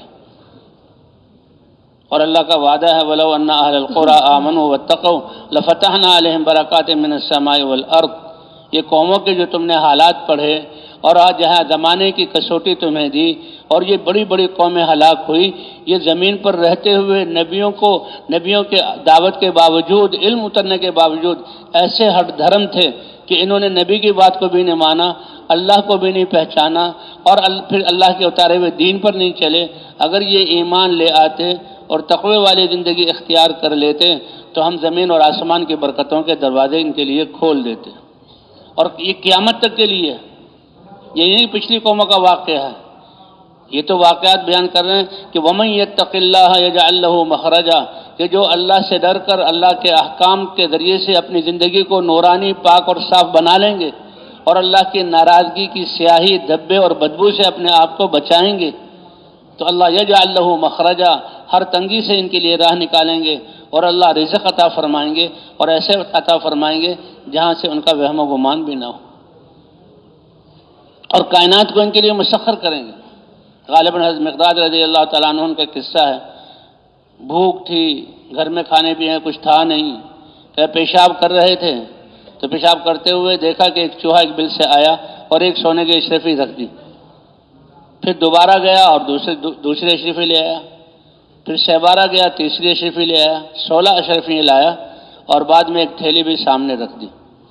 ابھی اپنے تقاضے سے فارغ ہوئے، استنجا وغیرہ کیا۔ اب صحابہ کرام کی ایک خاصیت تھی کہ ہر حال جو ان پر آتا تھا تو سب سے پہلے اللہ کے رسول کے سامنے بیان کرتے، اور اس میں کس لیے بیان کرتے کہ اس میں اللہ کا حکم کیا ہے اور نبی کا طریقہ کیا ہے، جو اللہ کے رسول ارشاد فرمائیں گے اسی کے مطابق میں عمل کروں گا، اسی کے مطابق میں عمل کروں گا۔ حضور صلی اللہ علیہ وسلم کی خدمت میں آ گئے، اے اللہ کے رسول، میں اس طرح بیٹھا ہوا تھا تقاضے کے لیے، پیشاب کے لیے، اور یہ اس طرح ہوا۔ فرمایا یہ رزق ہے جو اللہ نے تمہیں عطا فرمایا ہے، اور تقوی کی بنیاد پر عطا فرمایا۔ کہاں چوہا؟ یہ چوہا تو اپنے بل میں کتنے کو نقصان کرتا ہے، کتنی چیزوں کو اپنے بلوں میں لے جاتا ہے، اور اللہ نے مسخر کر دیا۔ ایک قصہ احادیث میں آتا ہے، حضور صلی اللہ علیہ وسلم نے حضرت ابی بن کعب کو، وہ جو زکوٰۃ وصول کرتے تھے کہ بھئی زکوٰۃ جو ہے جانوروں میں زکوٰۃ واجب ہے، مال میں زکوٰۃ واجب ہے، تو ان کو زکوٰۃ وصول کرنے کے لیے بھیجا۔ تو حکم یہ تھا کہ تم درمیانہ مال لو، یعنی زکوٰۃ میں اتنے اونٹوں میں اتنے جانور ہیں، اتنی بکریوں میں اتنے جانور ہیں، یہ علماء تفصیل سے بتائیں گے۔ بکریوں میں اور جہاں گایوں میں اور اونٹوں میں، یہ جہاں اللہ نے زکوٰۃ رکھی ہے، گھوڑوں میں نہیں ہے، تو وہ جانور۔ تو ابی ابن صحابہ کرام رضوان اللہ علیہم اجمعین، ایسا ایمان کہ اللہ کے حکم پر سب کچھ فدا، تو وہ عامل بن کر گئے اور وصول کر رہے تھے۔ تو ایک آدمی جو ہے جس کے مال میں زکوٰۃ واجب تھی، تو ایک سالہ بچہ اونٹ کا، نر ہو یا مادہ، وہ جو ہے زکوٰۃ میں آتا تھا۔ بھائی تمہارے اتنے جانور ہیں، اس کے لیے 1 سالہ اونٹ کا بچہ دے دو۔ اب یہ اللہ کے لیے دے رہے ہیں، اور اللہ کے راستے میں خرچ کرنا زیادہ محبوب ہے اس مال سے جو ان کے پاس ہے۔ اللہ نے گواہی دی کہ صحابہ وہ ہیں کہ اپنے جان مال لگانے کو پسند کرتے ہیں۔ تو مال والے نے کہا، اے ابی بن کعب، یہ 1 سال کا اونٹ کا بچہ نہ سواری کے کام آئے گا، اور اگر یہ مادہ ہو تو نہ اس سے نسل چلے گی یا نہ دودھ چلے گا، کچھ بھی نہیں ہوگا، اور تم یہ لے جا رہے ہو۔ ٹھیک ہے، کوئی یہ کسی غریب کو مل جائے گا، وہ پالے گا، پھر بڑا ہوگا، پھر آگے نسل چلے گی، لیکن فی الحال تو لہذا تم جو ہے جب ایمان بنتا ہے، اللہ کی ذات پر یقین آتا ہے، تو اللہ کیسے دلوں کو پاک صاف بنا دیتے ہیں، کیسے معاشرہ اللہ جو ہے امن والا معاشرہ، بھائی چارے والا معاشرہ دیتے ہیں کہ تم جو ہے بھائی 1 سالہ اونٹ مت لو، یہ بڑی اونٹنی یا بڑا اونٹ ہے تو بوجھ ڈھونے کے کام آئے گا، اونٹنی ہے تو اس کا دودھ اور نسل آئے گا۔ لیکن ابی ابن کعب نے کہا نہیں، حضور صلی اللہ علیہ وسلم کا حکم ہے کہ درمیانہ مال لو۔ اب یہ قصہ حضور صلی اللہ علیہ وسلم کے پاس پہنچا تو انہوں نے صحابی گئے، یا کہ حضور صلی اللہ علیہ وسلم قریب ہی ہیں، اپنے سفر سے آ رہے ہیں، اور یہ جو ہے وہ شخص، اے اللہ کے رسول، ابی ابن کعب میرے پاس جانوروں کی زکوٰۃ لینے آئے تھے، اور زکوٰۃ میں 1 سالہ اونٹ کا بچہ واجب ہوتا ہے، تو وہ انہوں نے چھانٹ لیا، لیکن میں نے کہا کہ اللہ کے لیے 1 سالہ اونٹ کا بچہ، یہ ٹھیک ہے کسی کو مل جائے گا وہ اس کو پالے گا، لیکن فی الحال تو اس کا کوئی نفع نہیں، تو میں بڑی اونٹنی دینا چاہتا ہوں۔ فرمایا حکم تو وہی ہے کہ جو انہوں نے بتایا، باقی تم زیادہ دینا چاہو تو اللہ تمہیں عطا فرما دیں گے۔ تو بھائی جب ایمان ہوتا ہے اللہ کے لیے خرچ کرنا، تو ایسے اللہ تعالیٰ یعنی خوبصورت یہ معاشرہ جہاں پیدا فرماتے ہیں۔ ہماری تاریخوں میں قصہ لکھا ہے کہ ایک شخص نے دوسرے شخص سے زمین خریدی اور زمین کے پیسے ادا کر دیے، تو قاضی کے پاس ایک بڑا ہی عجیب معاملہ آیا کہ جس نے زمین خریدی تھی اس نے زمین کو گاہنا شروع کیا، اور جب زمین کو گاہنا شروع کیا، اس میں ہل چلا رہا تھا، تو اس کو احساس ہوا کہ زمین میں کوئی رکاوٹ ہے، جیسے پتھر آ جاتا ہے، چٹان آ جاتی ہے، کوئی اور چیز آ جاتی ہے، تو اس نے جو ہل کو ایک الگ کر کے ذرا زمین کو کھودا، تو ایک دیگ اشرفیوں سے سونے کے سکوں سے بھری اس کو مل گئی۔ اگر بھائی دنیا کی محبت اور لالچ ہوتا تو وہ تو کسی کو ہوا بھی نہیں لگنے دیتے، لیکن وہ تو آخرت والے تھے، اور دنیا میں بھی اللہ کے امر سمجھ کر دنیا میں لگنا، دنیا سے نہیں پالیں گے بلکہ پالنے والی ذات کون سی ہے، اور پالنے کا دستور اللہ کے حکموں کو نبی کے طریقے پر پورا کرنا، جو بھی اس وقت کے نبی ہیں۔ تو اللہ کے رسول یہ سنا رہے ہیں پہلی قوموں کا واقعہ۔ اب یہ زمین والا، اس نے زمین، اب وہ دیگ نکلی، یہ نہیں کہ اس کو چھپا لیا، بھائی زمین خریدی ہے اس میں سے نکلی ہے، اس نے کہا میں نے تو دیے تھے زمین کے پیسے، اور اس میں تو یہ میرے دی ہوئی قیمت سے بھی کئی گنا کا سونا نکل آیا ہے۔ یہ ہے اللہ کی ذات پر ایمان اور دنیا سے بے رغبتی، اور اللہ کے حکم پر جو ہے سب کچھ لگانا، یہی مقصود ہے۔ جب یہ انسانوں کے اندر آ جائیں تو اللہ بھائی چارے والی، امن والی زندگی عطا فرمائیں گے۔ اب یہ عجیب مقدمہ قاضی کے پاس گیا، اچھا یہ اس گیا زمین جس نے بیچی تھی، او بھائی تم نے زمین بیچی تھی، اور میں نے صرف زمین کی قیمت اتنے اشرفیوں دراہم میں دی تھی، اس میں سے یہ دیگ نکلی ہے اور اس میں سونے کی اشرفیاں ہیں، یہ تو میری دی ہوئی قیمت سے کئی گنا ہے۔ اب وہ بھی ایمان والا تھا کہ اللہ کے ہر حال میں ہم نے اللہ کے حکم کو دیکھنا ہے، اور کامیابی ہماری اللہ کے حکم میں۔ اس نے کہا بھائی میں نے تو زمین اور جو کچھ زمین میں خزانے تھے سب تمہیں دے دیے تھے، میں پیسے میں نے لے لیے، اب تمہاری۔ وہ کہ نہیں، میں نے زمین خریدی تھی، زمین کے اوپر کی قیمت میں نے دی، یہ چیز تمہاری۔ اب اس میں جھگڑا ہو رہا ہے۔ آج جب دنیا کی دوڑ ہے اور دنیا کا یقین ہے، آج ایسی صورت پیش آ جائے تو پتہ نہیں کتنوں کی جانیں چلی جائیں۔ فرمایا یہ دریا جو ہے فرات اور سونا، جو عراق کا علاقہ ہے، یہ دریا سونے کے ستونوں اور پہاڑوں سے منکشف ہوں گے، اور وہ پہاڑ اٹھیں گے، پوری دنیا ان سونے کے پہاڑوں کے جہاں حاصل کرنے پر لڑے گی اور لاکھوں انسانوں کا خون کرے گی۔ قیامت قائم نہیں ہوگی اس وقت تک، اللہ ظاہر کر دیں گے، اور یہاں ایمان کی بدولت وہ کہہ رہے ہیں یہ تمہارے ہے، تمہارے۔ اب دونوں کا فیصلہ ہے، نہ وہ زمین والا لینے کے لیے تیار ہے، نہ جس نے زمین خریدی لے، کیوں؟ یہ تو دنیا ہے، اور کامیابی تو اللہ کے احکام میں۔ قاضی کے پاس معاملہ گیا، قاضی بہت سمجھدار تھے، تو جیسے رعایا ہوتی ہے، جیسے جو ہے وہ دودھ اور دہی ہوتی ہے، ویسے ہی بہت بہترین مکھن نکلتا ہے۔ جب رعایا اچھی ہو تو اللہ تعالیٰ حکام بھی ایسے دیتے ہیں، حکام بھی ایسے دیتے ہیں، قاضی بھی ایسے ہوتے ہیں۔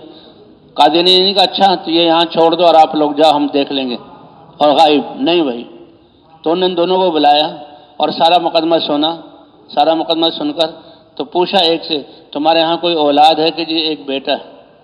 کتنی عمر کا ہے؟ کہ شادی کے قابل ہے، میں شادی کے بارے میں سوچ رہا ہوں۔ دوسرے سے پوچھا کہ تمہاری کوئی اولاد ہے؟ کہ ہاں میری ایک لڑکی ہے اور وہ بھی شادی کے قابل ہے۔ کہا بس میرا فیصلہ یہ ہے کہ اس اپنے بیٹے بیٹی کی شادی کر دو، دونوں کو بیاہ دو، اور یہ جو ہے سونے کی دیگ جو نکلی ہے وہ ان کو عطا کر دو۔ خوشی خوشی یہ جو ہے کیا کہتے ہیں فیصلہ تھا، بہترین فیصلہ ہوا، اللہ نے دنیا بھی عطا کر دی اور آخرت بھی عطا کر دی۔ تو بھئی یہی ایمان بنانا ہے، یہی اپنی صلاحیتیں لگانی ہیں۔ ساری انسانیت کو اللہ نے محنت کا مادہ اس میں دیا ہے اور کامیابی حاصل کرنے کے لیے، لیکن محنت یہ بات متعین ہے کہ میں کون سی محنت جو ہے مثمر ہوگی اور نتیجہ آور ہوگی، جو محنت صحیح ہو، اور صحیح ہونے کا جو بتلائیں گے وہ اللہ اور اللہ کے رسول اور اللہ کا اترا ہوا علم بتلائے گا۔ ایک طرف اللہ زمانے کی قسم کھا کر، زمانے کی خوردبین ہمیں دے کر، دوربین دے کر فرماتے ہیں سارے انسان گھاٹے میں جا رہے ہیں سوائے ان کے کہ سب سے پہلے اپنے ایمان کو بنائیں جو بنیاد ہے، اور ایمان کو بنانے کے بعد عامل الصالحات۔ نیک اعمال کیا ہیں؟ کہ جتنے بھی نیک اعمال کے لیے باہر سے کوئی چیز لانی نہیں پڑتی، مایا اور کامیابی کا راز اللہ نے انسان کے جسم کے اندر رکھا ہے کہ اپنے اس جسم اللہ کے دیے ہوئے اعضاء کو اللہ کے حکم کے مطابق استعمال کر لو، اور اس کے لیے اللہ نے دین اتارا ہے، اللہ نے دین اتارا ہے۔ تو عامل الصالحات دوسرا درجہ کہ اپنے نیک اعمال کرو نہیں اعضاء کو، اور اگر اللہ نے باہر کوئی نعمتیں دی ہیں مال و دولت، اس کو اللہ کے حکم کے مطابق استعمال کرو۔ اور اس سے اگلی بات وتواصوا بالحق، ایک دوسرے کو حق کی وصیت کرو۔ اور حق کی وصیت کرنے میں کیونکہ باطل والے ہیں اور باطل محنت کر رہے ہیں اور وہ ان کا دنیا ان کا مقصود ہے، تو وہ مقابلے میں آئیں گے اور تکلیفیں پہنچائیں گے، تو وتواصوا بالصبر، صبر کی تلقین کرو۔ حضرات انبیاء کرام ان کی نبوت سے پہلے والی زندگی 40 سالہ بہت پیاری اور بڑے جہاں صفات والی زندگی ہوتی ہے، لیکن ان کی اپنی ذاتی زندگی کے سنورنے سے یہ وہ ہستی ہیں جن کو اللہ نے رسالت اور نبوت سے نوازنا ہے، جو اپنی قوموں کے لیے اللہ کی طرف سے علم لے کر آئیں گے اور قوم کو دیں گے اور قوم کو ایمان کی طرف بلائیں گے اور قوم کی تربیت کا ذریعہ بنیں گے، لیکن ان کی ذاتی انفرادی درستگی وہ قوم کی زندگی بدلنے کا ذریعہ نہیں بنے گی۔ انبیاء تو انبیاء تھے، لیکن حضرت محمد صلی اللہ علیہ وسلم وہ تو سید الانبیاء ہیں، اور آپ کے 40 سال کتنے پیارے گزرے کہ جیسے سورج کے نکلنے سے پہلے روشنی آنا شروع ہو جاتی ہے، ستارے مان پڑ جاتے ہیں اور جو ہے چیزیں واضح ہونے لگتی ہیں، اور پھر سورج نکل آتا ہے، تو اسی طرح آپ کی پیدائش سے پہلے بھی اور آپ کی پیدائش پر ابھی نبوت نہیں ملی، اللہ نے بہت ساری کرامتوں کو ظاہر کیا، بہت ساری کرامتوں کو ظاہر کیا، اور حضور صلی اللہ علیہ وسلم کے آتے ہیں وہ سارے اب 40 سال حضور صلی اللہ علیہ وسلم نے گزارے ہیں، اور آپ صلی اللہ علیہ وسلم کے اخلاق، آپ کی حیا، آپ کی خدمت، آپ کی سمجھداری، آپ کے فیصلے مجلسوں میں ان کے تذکرے ہوتے ہیں کہ ہمارے مکے کے رہنے والے عبد المطلب کے بیٹے عبداللہ مرحوم کو جو اللہ نے چاند جیسا بیٹا عطا فرمایا، اس کے کیا کہنے، اس کے کیا کہنے۔ ان کے پیدا ہوتے ہوئے بادشاہوں کے ایوانوں میں لرزہ طاری ہو گیا، ان کے ایوان گر گئے، فرشتوں کا اوپر جنات کا اوپر جانا بند ہو گیا، بہت ساری کرامتیں۔ اور حلیمہ جو دائی تھی وہ ان کو جو لے کر گئی، اس وقت جب وہ آ رہی تھیں تو ان کی اونٹنی کمزور تھی، اور ان کے بستی جو 7 اور عورتیں تھیں ان کی اونٹنیاں مضبوط تھیں، اور وہ آگے چلتی تو ان کی سواری پیچھے رہ جاتی، وہ بار بار ان کو تانا دیتی تھی، ارے حلیمہ کیوں دیر کرا رہی ہو، کیوں ہمیں جو ہے یہ پریشان کر رہی ہو، چلاؤ اپنی سواری کو۔ کہ کیا کروں، یہ کمزور ہے، سواری چلتی ہی نہیں۔ اور مکہ مکرمہ میں آئیں تو سب کو جو ہے سرداروں کے بچے مل گئے، اور یہ سب سے پہلے یہ گھر کس کا ہے؟ عبداللہ کا ہے، لیکن ان کا تو انتقال ہو چکا ہے۔ یہاں عورت کون ہے؟ کہ آمنہ، کیا بچہ ہے؟ چاند جیسا بچہ ہے، تو پہلے تو کہیں یتیم بچہ ہے، باپ سر پہ ہے ہی نہیں، ہم تو اسی لیے لینے آئے ہیں کہ بھئی سرداروں کے بچے ہوں، اور ان کو وہ سردار بھی چاہتے تھے کہ دیہاتوں کی کھلی فضا ہو اور وہاں کی جہاں صحت مند عورتوں کا دودھ ہو جو پلایا جائے، یہ رواج تھا، اور ان کا بھی کہ بھئی ہمیں پیسے ملیں گے، تو کا یتیم بچہ چھوڑ کر چلے گئے، لیکن کسی نے اس حلیمہ کو ان کی کمزوری کی وجہ سے اپنا بچہ دیا نہیں، یا بچے جا چکے جب دائیوں کے پاس، تو مجبوری میں اسی بچے کو لے جاؤں۔ کہتی ہیں یہ بچہ میں نے کیا لیا، کائنات کی خزانے میری گود میں آ گئے، اور اس بچے کو ساتھ لیتے ہی اب جو میں واپس چلی تو سواری وہی تھی کمزور، لیکن اللہ تعالیٰ تو مضبوط کرنے میں، طاقت دینے میں، یہ غذا کے اور جو ہے وٹامنس کے محتاج نہیں ہے۔ کہتے ہیں میری سواری اتنی طاقتور ہوئی کہ میری سواری سب سے آگے۔ پہلے وہ مجھے لان تان کر رہی تھی کہ آ جاؤ، ہمیں دیر نہ کراؤ، تم بہت سست چل رہی ہو، اور اب کہہ رہی ہیں ارے حلیمہ کیوں آگے جا رہی ہو، ذرا ٹھہر جاؤ، ہمیں بھی ساتھ لے لو۔ اللہ نے وہ خیریں برکتیں آپ صلی اللہ علیہ وسلم کے ذریعے سے ظاہر فرمائیں، جیسے سورج کے نکلنے سے پہلے روشنی ہو جاتی ہے، 40 سال کی آپ کی کرامتیں، اور پھر اللہ تعالیٰ نے حضرت محمد صلی اللہ علیہ وسلم کو یہ کلمہ لا الہ الا اللہ، یہ کلمے کی دولت دے کر بھیجی، اور آپ صلی اللہ علیہ وسلم پر علم اتارا، اور آپ پر نبوت کا دروازہ بند کر دیا گیا۔ اس لیے آپ صلی اللہ علیہ وسلم نے فرمایا اے ابو سفیان، اللہ کی قسم تم مرو گے، تو مرنے کو تو ہر ایک مانتا تھا، لیکن یہ آسمانی علم بتاتا ہے اللہ کی طرف سے، کیونکہ اللہ زندہ کریں گے، اور اللہ نے انسان کو امتحان کے لیے بھیجا ہے، اور محشر کا جو ہے میدان برپا کیا جائے گا انسان کی ایک ایک عمل کا حساب لینے کے لیے۔ 7 ارب انسان تو اب ہیں، آدم علیہ السلام سے لے کر آج تک کتنے خرابہ خراب انسان گزرے، اور قیامت تک کتنے انسان آئیں گے، ان کے ایک ایک پل کا حساب، اور ایک ہر دیکھنے کا حساب، ہر زبان کے بول کا حساب، ہر کان کے جو ہے سننے کا حساب۔ ان السمع والبصر والفؤاد کل اولئک کان عنہ مسئولا، ان کے بارے میں پوچھا جائے گا۔ اور اللہ نے ہمارے لیے کتنے آسانی کی کہ دین اسلام اتارا کہ ان اعضاء کو کیسے استعمال کرنا ہے، اور پھر حضرت محمد صلی اللہ علیہ وسلم جیسے نبی عطا فرمائے کہ جو ادائیں ان کی تھی یہ اعضاء کا استعمال، اس کا ہمیں حکم دیا۔ یہ نہیں کہ بس نبی کے نبی ہونے پر اور ان کو سردار مانو اور بڑا مانو، نہیں، اتباع کرو، ان کی سنتوں اور اداؤں میں بھی اتباع کرو، ان کی معاشرت میں بھی اتباع کرو، اور ان کی عبادات میں بھی اتباع کرو، حتیٰ کہ جو مقصد اللہ تعالیٰ نے حضرت محمد صلی اللہ علیہ وسلم کو دیا اس مقصد اور اس محنت میں بھی اتباع کرو۔ کتنی بڑی عزت اور شرافت کی بات ہے۔ آج دنیا کی چھوٹی چھوٹی ذمہ داریاں جس سے چند ہزار یا لاکھ یا کروڑ روپے ہمیں پیسے مل جائیں، اس کے لیے ہم اپنی کتنا وقت دے رہے ہیں، کیسی پابندی کرتے ہیں۔ اللہ اکبر، اللہ کا پیغام ساری انسانیت تک پہنچانا، اور کہتے ہیں جتنی بڑی نیت کرو گے اسی کے مطابق اللہ اجر دیں گے، اللہ اجر دیں گے۔ فرمایا تمہارے نبی عالمی، تمہاری کتاب عالمی، تمہارا دین عالمی، تم بھی عالمی امت ہو، اور اللہ نے فرمایا کنتم خیر امت اخرجت للناس، تم بہترین امت ہو، سارے انسانوں کی نفع رسانی کے لیے نکالے گئے ہو۔ اور نفع رسانی کیا ہے کہ اللہ کی پہچان کروانا، کلمہ معرفت کو لے کر پھرنا، اور ان کے دل کے یقین کو بنانا،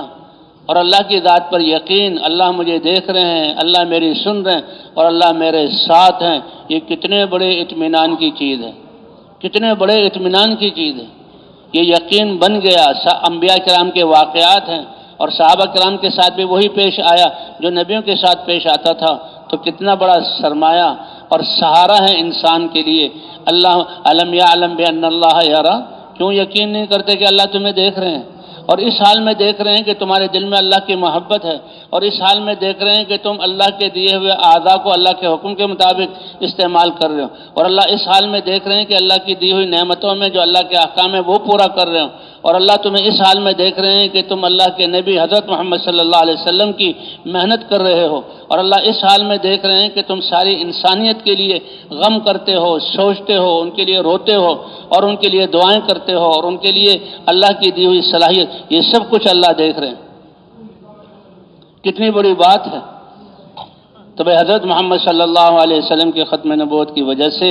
اللہ نے جیسے شروع میں بات ابتدا کی دی تھی، انسان محنت کرتا ہے اور کامیابی چاہتا ہے، لیکن محنت وہ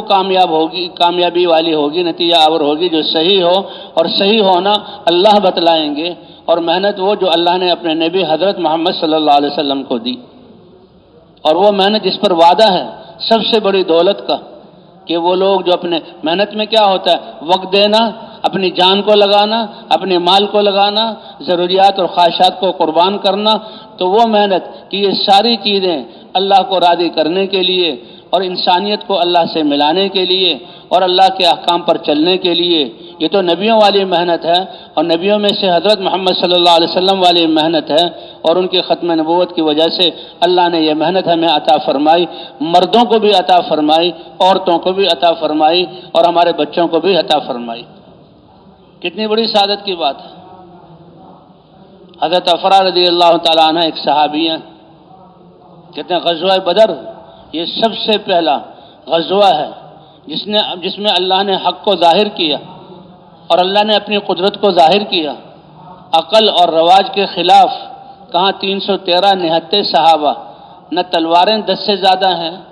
2 گھوڑے ہیں، نہ گھوڑے جو ہیں، اور کوئی بھی ہتھیار 10 سے زیادہ نہیں، اونٹ کچھ تھے، اور اللہ کے رسول صلی اللہ علیہ وسلم لے کر آ گئے میدان بدر میں، اور اللہ نے کیسے فتح عطا فرمائی۔ اس لیے بدریوں کیونکہ وہ تو اللہ پر توکل، حضور کے ہاتھ پہ بیعت کی، اور دیکھا کہ سامنے 1000 کا لشکر آ رہا ہے، اور وہ وہاں جم گئے، تو بدر والوں کے جو فضائل ہیں اور اللہ نے جو قدرت کا اظہار کیا، تو رش کرتے تھے صحابہ کہ ہمیں دوبارہ کوئی ایسا موقع مل جائے کہ جس کی وجہ سے ہم جیسے بدر والوں کو فضائل میں ہمیں مل جائیں۔ صحابہ اس کی جو ہے وہ رش کیا کرتے تھے، تمنا کیا کرتے تھے۔ حضرت عمر رضی اللہ تعالیٰ عنہ بدریوں کو خاص طور پر مقام دیا کرتے تھے کہ ان کو اللہ نے چنا، اور حضور صلی اللہ علیہ وسلم کے ساتھ میدان بدر میں ان کو لا کر اللہ نے فتح۔ وہ 1000 ہیں کافر، ہتھیاروں سے لیس ہیں، اور یہ 313 ہیں، نہتے ہیں۔ اللہ نے ایسی فتح عطا فرمائی کہ 70 ان کے سردار وہاں قتل ہوئے، اور 70 قیدیوں کو قید کر کے مدینہ منورہ لائے گئے۔ ایک صحابی چھوٹے سے یعنی درمیانے قد کے تھے، کمزور قد سے تھے، وہ حضرت عباس رضی اللہ تعالیٰ کو باندھے لا رہے ہیں، اور حضرت عباس رضی اللہ تعالیٰ اتنے بڑے جسم والے ہیں کہ جب وہ گھوڑے پر بیٹھتے تھے تو ان کے پاؤں زمین پر لگتے تھے، اور ایسی ان کی اونچی آواز تھی کہ 16 میل جو ہے ان کا باغ تھا، مدینے سے باہر جا کر، شہر سے، بستی سے، گھروں سے باہر نکل کر وہ آواز دیتے تھے اپنے جو ہے مزارے کو اور اپنے غلام کو جو باغ میں کام کر رہا ہو، ان کی آواز وہاں تک پہنچتی تھی۔ لیکن وہ کافروں کے ساتھ مل کر آئے تھے، مکہ والوں کے ساتھ مل کر آئے تھے، تو اس لیے جنگ میں وہ قیدی بنے، اور ایک صحابی ان کو لا رہے ہیں اور حضور کے سامنے پیش کیا۔ حضور کہتے ہیں او بھتیجے محمد، یہ بھتیجے تھے، وہ چچا تھے، مجھے اس نے قید نہیں کیا، وہ تو کوئی اور طاقت تھی جو میرے ہاتھوں کو باندھ رہی تھی، کوئی اور طاقت تھی جو میرے ہاتھوں کو باندھ رہی تھی۔ اور اللہ کے رسول صلی اللہ علیہ وسلم کیا فرما رہے ہیں، یا حی یا قیوم برحمتک نستغیث۔ کسی گھرانے میں کہ بھئی اس گھرانے میں بدری صحابی ہے، تو صحابہ اور حضرت عمر اور جہاں خلفاء راشدین اس کا خیال کیا کرتے تھے۔ لیکن کیا مقام ہے عورت کا کہ حضرت افرا رضی اللہ تعالی عنہ ایک صحابیہ ہیں، افرا ان کا نام ہے، ان کے 7 نوجوان بیٹے تھے، اور 7 کے 7 حضور کے ساتھ بدر میں شریک تھے، 7 کے 7 کسی گھر کو یہ فضیلت حاصل نہیں۔ وہ حضرت افرا، ان کے 7 بیٹے اور 7 جوان، اور حضور کے ساتھ غزوہ بدر میں شریک، اللہ نے ان کو یہ فضیلت عطا فرمائی۔ تو بھئی حضور صلی اللہ علیہ وسلم کی امت میں ہونے کا اللہ نے شرف بخشا، اس لیے فرمایا میری امت فخر اور ناز کرو اس بات پر کہ قوموں کی نسبتیں نبیوں کے ساتھ، اور ان کی دنیا اور آخرت میں پہچانے میدان حشر میں اپنے نبیوں کے ساتھ، اور ہر ابراہیم علیہ السلام پر ایمان والوں کو فخر ہوگا کہ ابراہیم علیہ السلام ہمارے خلیل اللہ نبی ہیں، موسیٰ علیہ السلام کی جو امت بہت بڑی ہوگی بنی اسرائیل، اور ایمان والے اور ان کی اتباع کرنے والے ان کو فخر ہوگا کہ موسیٰ علیہ السلام کے ہم ماننے والے ہیں، ہماری نسبت ان کی طرف ہے۔ عیسیٰ علیہ السلام کے ماننے والوں پر کو فخر ہوگا کہ عیسیٰ علیہ السلام جن کو اللہ نے اپنی قدرت سے بغیر باپ کے پیدا کیا اور کیسے معجزات دیے، وہ ہمارے نبی ہیں، اور وہ اللہ کے دربار میں لے کر حاضر ہوں گے۔ فرمایا تم فخر کرو کہ تمہاری نسبت حضرت محمد صلی اللہ علیہ وسلم کی طرف ہے، اور حضرت محمد صلی اللہ علیہ وسلم تمہیں لے کر اللہ کے دربار میں حاضر ہوں گے۔ فرمایا تو میرے قابل فخر بات ہے یہ کہ میں تمہارا نبیوں میں سے نبی ہوں، اور پھر میرے لیے بھی قابل فخر بات ہے جب مجھے اللہ نے انبیاء کا سردار بنایا تو مجھے سب سے بہترین امت مجھے عطا فرمائی، تو مجھے بھی امت کی سے فخر حاصل ہے، لیکن وہ امت کون سی ہے؟ دنیا میں لگنے والی نہیں، اپنی صلاحیتوں کو دنیا کے لیے خرچ کرنے والی نہیں، بلکہ امت کا وہ حصہ جو دعوت والے کام کو مقصد بنا کر کرے گا اور زندگی اس میں گزارے گا۔ کہ تم بہترین امت ہو، سارے انسانوں کی نفع رسانی کے لیے نکالے گئے ہو، سارے انسان، کیونکہ حضور صلی اللہ علیہ وسلم ساری انسانیت کے لیے رسول اور نبی بنا کر بھیجے گئے، اور نبوت کا دروازہ بند کر دیا گیا۔ اللہ فرماتے ہیں کہ 23 سال مشقت والے یہ میرا اپنے نبی کو بھیجنا، اور پھر سب سے دنیا میں گرم علاقہ اور حالات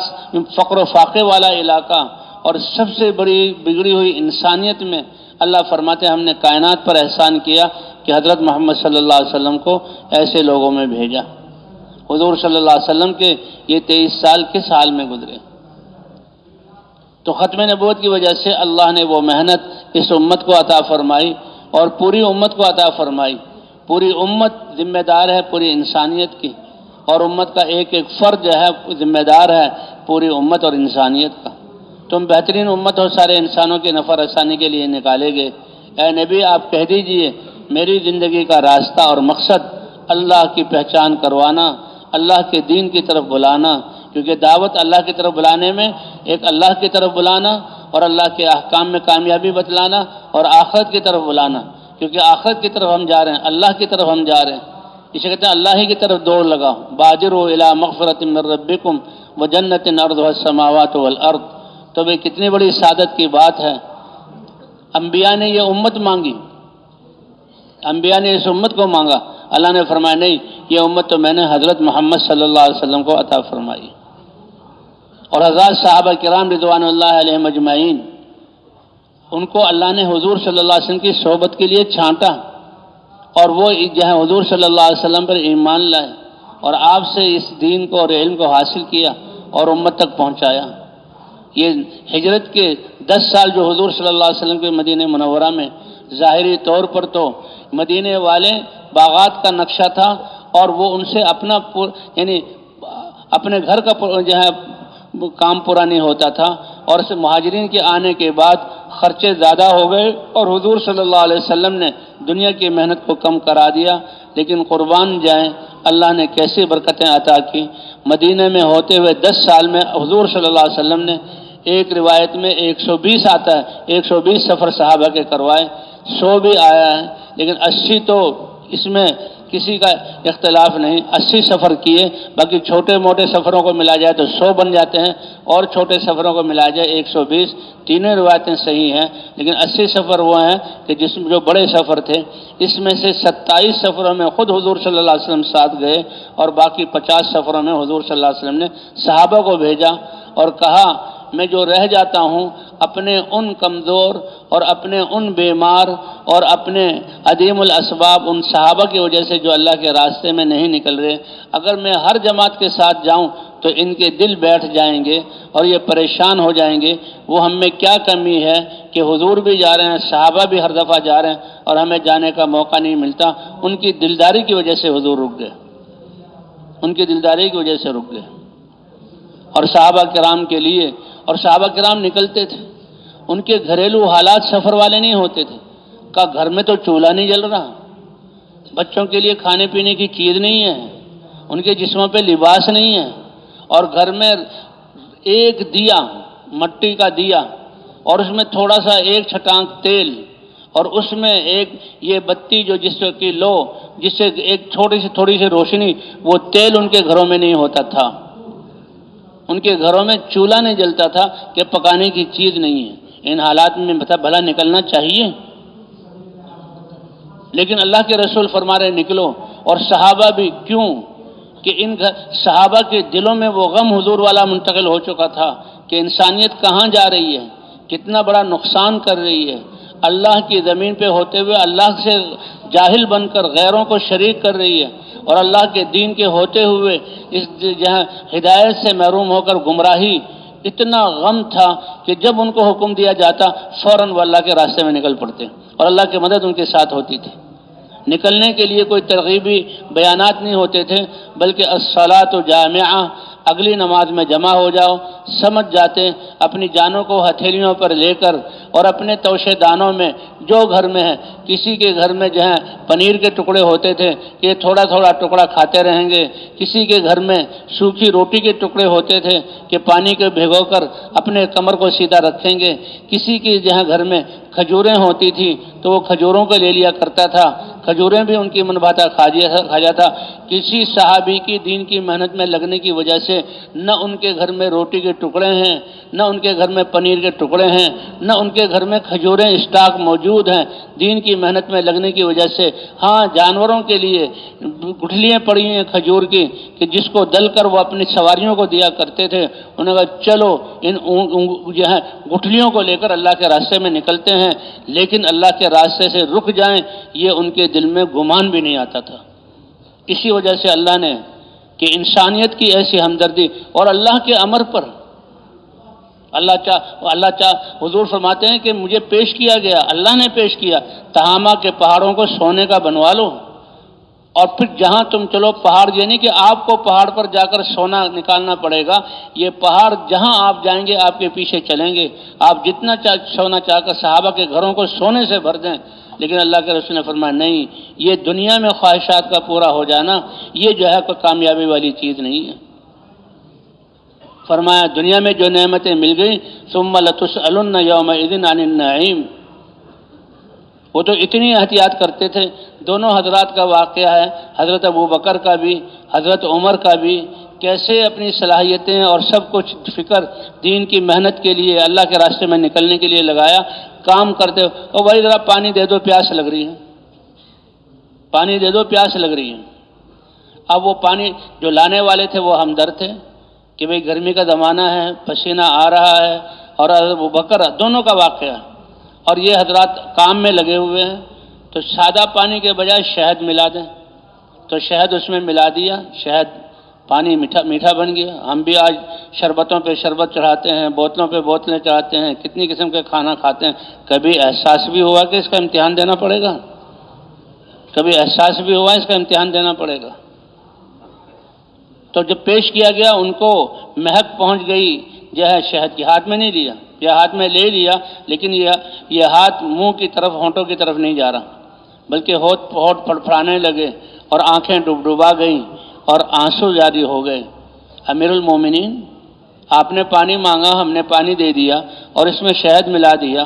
تو آپ رو کیوں رہے ہیں؟ کہ بھائی میں رو اس لیے رہا ہوں، اللہ قیامت میں کہیں گے سادے پانی سے پیاس بجھتی تھی، تم نے اس میں شہد کی نعمت استعمال کر لی، تو لہذا آخرت کا یہ درجہ تمہارا کم ہو گیا، اس کے خوف پر میں رو رہا ہوں۔ اور آج ہم بے دریغ اللہ کے، ہمارے نقشہ ایسا بنا جیسے ہمیں پیدا ہی کھانا کھانے کے لیے کیا گیا، پیدا ہی ہمیں اچھے اچھے لباس پہننے کے لیے کیا گیا، اچھے جوتے، اچھی سواری، یہ انسان کی ضروریات ہیں۔ جی ہاں، کھانا اچھا ہو، رہائش اچھی ہو، سواری اچھی ہو، اور جناب لباس اچھا ہو، اور شادی اچھی ہو، نہیں بھائی نہیں، یہ تو ضروریات ہیں۔ دین اچھا ہو، ایمان کمال کا ہو، عبادات ہماری بہتر ہوں، اخلاق ہمارے اچھے ہوں، اللہ کے احکام زندہ ہوں، اور اللہ کے دین کے لیے ہمارا سب کچھ لگ رہا ہو۔ تو اسے فرماتے ہیں کہ یہ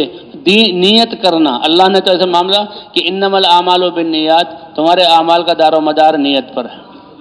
یہ حضرت فرماتے تھے کہ بھئی ہم تو یہ نیت کریں، اے اللہ پچھلی زندگی جو ہم نے اگرچہ طاعت والی گزاری ہے یا نافرمانی خواہشات میں گزری ہے وہ تو رونے کے قابل ہے، طاعت والی گزاری ہے، تب بھی اعلیٰ کو چھوڑ کر ہم ادنا اور پوری انسانیت و قیامت تک آنے والی نسلوں کی دنیا آخرت کی مصائب سے بچ کر اللہ کے دین پر چلنے کی محنت کو چھوڑ کر ہم نے اپنی ذات پر محنت کی۔ اے اللہ کتنا بڑا ظلم کیا ہم نے اپنی جانوں پر۔ ربنا ظلمنا انفسنا اس پر تو توبہ استغفار ہو، اور توبہ پر اللہ گناہ معاف فرما دیتے ہیں، جو ہے توبہ پر اللہ توبہ کو قبول کر لیتے ہیں، استغفار پر اللہ گناہوں کو معاف فرما دیتے ہیں اور اپنی رحمت کے دہانے کھول دیتے ہیں۔ اس پر جو توبہ استغفار ہو، اور ابھی زندگی کے لمحات باقی ہیں، چاہے جس کی چند سانس بھی باقی ہیں، وہ نیت یہ کر لے تو پھر بقیہ ہزاروں سال زندگی دین پر چلنا، اس کا ثواب اللہ لکھ دیں گے اور ہمیشہ ہمیشہ کی جنت اور اپنی رضا عطا فرمائیں گے۔ تو بھائی کون کون تیار ہے اپنی نیتوں کو بدلنے کے لیے؟ ہاں بھائی، اپنی نیتوں کو بدلے۔ اللہ کی کیسی مہربانی، نیت ہی سے معاملہ شروع ہو جاتا ہے، نیت ہی سے معاملہ شروع ہو جاتا ہے۔ قدموں کے ہر قدم کو لکھا جاتا ہے، اس پر اجر دیا جاتا ہے، ہر ٹھوکر پر اللہ اجر دیتے ہیں، حتیٰ کہ جسم پر پڑنے والے غبار کو بھی اللہ محفوظ کر کے قیامت کے دن جنت کی خوشبو بنا کر، مشک بنا کر اللہ تعالیٰ تمہیں واپس دیں گے۔ اور دنیا کے سکوں اور پیسوں اور چیزوں کا فائدہ ایک دفعہ، گھر خرید لیا کروڑ روپے کا، وہ کروڑ روپے گئے، گھر مل گیا۔ 500 روپے کا کھانا لے آئے، وہ 500 روپے چلے گئے اور جناب اب اسے دوبارہ کچھ نہیں ملے گا۔ اور اے اللہ آپ کتنے مہربان ہیں کہ میرے زبان سے کہے ہوئے سبحان اللہ کا جو اجر ہے وہ ہمیشہ ہمیشہ ہمیشہ ہمیشہ اس کا اجر ملتا رہے گا، اور اللہ تعالیٰ اس کے اجر میں زیادتی کرتے رہیں گے۔ کیونکہ انسان کی زندگی کتنی تھوڑی سی ہے، اس کے اعمال کتنے تھوڑے سے ہیں، لیکن ایک ایک عمل کا نتیجہ ہمیشہ ہمیشہ کی صورت میں جنت کی نعمتوں میں اور اللہ اپنی رضا کی صورت میں عطا فرمائیں گے۔ اس لیے وہ سودا ہے جو اللہ نے ہمیں بتلایا۔ لوگ کہتے ہیں یہ سودا کرو تو 10% جو ہے تمہیں جو ہے نفع ملے گا، یہ سودا کر لو تو 20% ملے گا، یہ سودا کر لو تو 500 جو ہے 50% ملے گا، اور یہ سودا کر لو تو ڈبل 100%۔ وہ کہیں گے واہ واہ واہ واہ کتنا بڑا سودا۔ اللہ فرماتے ہیں اے سودے والو اور اے میرے بندو ایمان والو، ایک سودا میں بھی بتاتا ہوں، تجارت تنجیکم من عذاب اللہ، جو من عذاب علیم، جسے دنیا کے اسباب کو، دنیاوی پریشانیوں سے بچنے کے لیے تم مال جمع کرتے ہو، اس تجارت کے ذریعے سرمایہ، تو ایک تجارت میں بتاتا ہوں جو اللہ کی ناراضگی اور دنیا اور آخرت کی پریشانی، جو عذاب علیم کی صورت میں دردناک عذاب، اس سے تمہاری حفاظت فرماؤں گا۔ تنجیکم من عذاب علیم۔ اور سب سے وہ کیا ہے، اللہ کی ذات پر ایمان لے آؤ اور دعوت والا کام کرو، اور سب سے پہلے قدم پر اللہ تمہارے گناہوں کو یغفر لکم ذنوبکم، پہلے قدم پر اللہ تمہارے گناہوں کو پاک صاف، اور پھر اللہ تعالیٰ جنت تمہیں عطا فرمائیں گے، اور ایسی جنت جو جنت الفردوس، تجری من تحت الانہار ومساکن طیبۃ فی جنات عدن، جنات عدن اس کی تفسیر ہے، حدیثوں میں علماء بیان کرتے ہیں، وہ اللہ عطا فرمائیں گے۔ اور فرمایا یہ تو اللہ کی طرف سے انعام، اللہ کی پسندیدہ چیز ہے، وَأُخْرَى تُحِبُّونَهَا، تم تو دنیا میں کو پسند کرتے ہو اور جلد چیز والی سامنے آنے والی چیز کو پسند کرتے ہو، تو سنو دنیا میں تم اس طرح رہو گے کہ اللہ کی مدد تمہارے ساتھ رہے گی، اور ہر میدان میں اللہ تعالیٰ تمہیں فتح اور غلبہ عطا فرمائیں گے۔ نصر من اللہ وفتح قریب۔ اور ایمان والوں کو آپ بشارت دے دیجئے۔ اس لیے بھائی ہماری دعوت والا کام کہ اپنی زندگی کے مقصد کو بدلنا، نیت کو بدلنا، روح کو بدلنا، اور ساری انسانیت اور قیامت تک آنے والے تمام انسان اور جنات کی نیت کرنا کہ ان کے رخوں کو اللہ کی طرف پھیرنا ہے۔ تو بھائی نیت ہے اس کی انشاءاللہ، ان کی صلاحیتوں کو اللہ کے دین کے لیے لگانا ہے۔ ہم نے تو اعمال پر جو اللہ ایک حکومتوں اور کمپنیوں اور دنیا کے نظاموں کے آرڈر ہیں اور وہ فنا ہو جانے والے آرڈر ہیں، ہم نے تو اللہ کے امر پر انسانوں کو اپنے سب کچھ قربان کرنے والا بنانا ہے، اللہ کا امر۔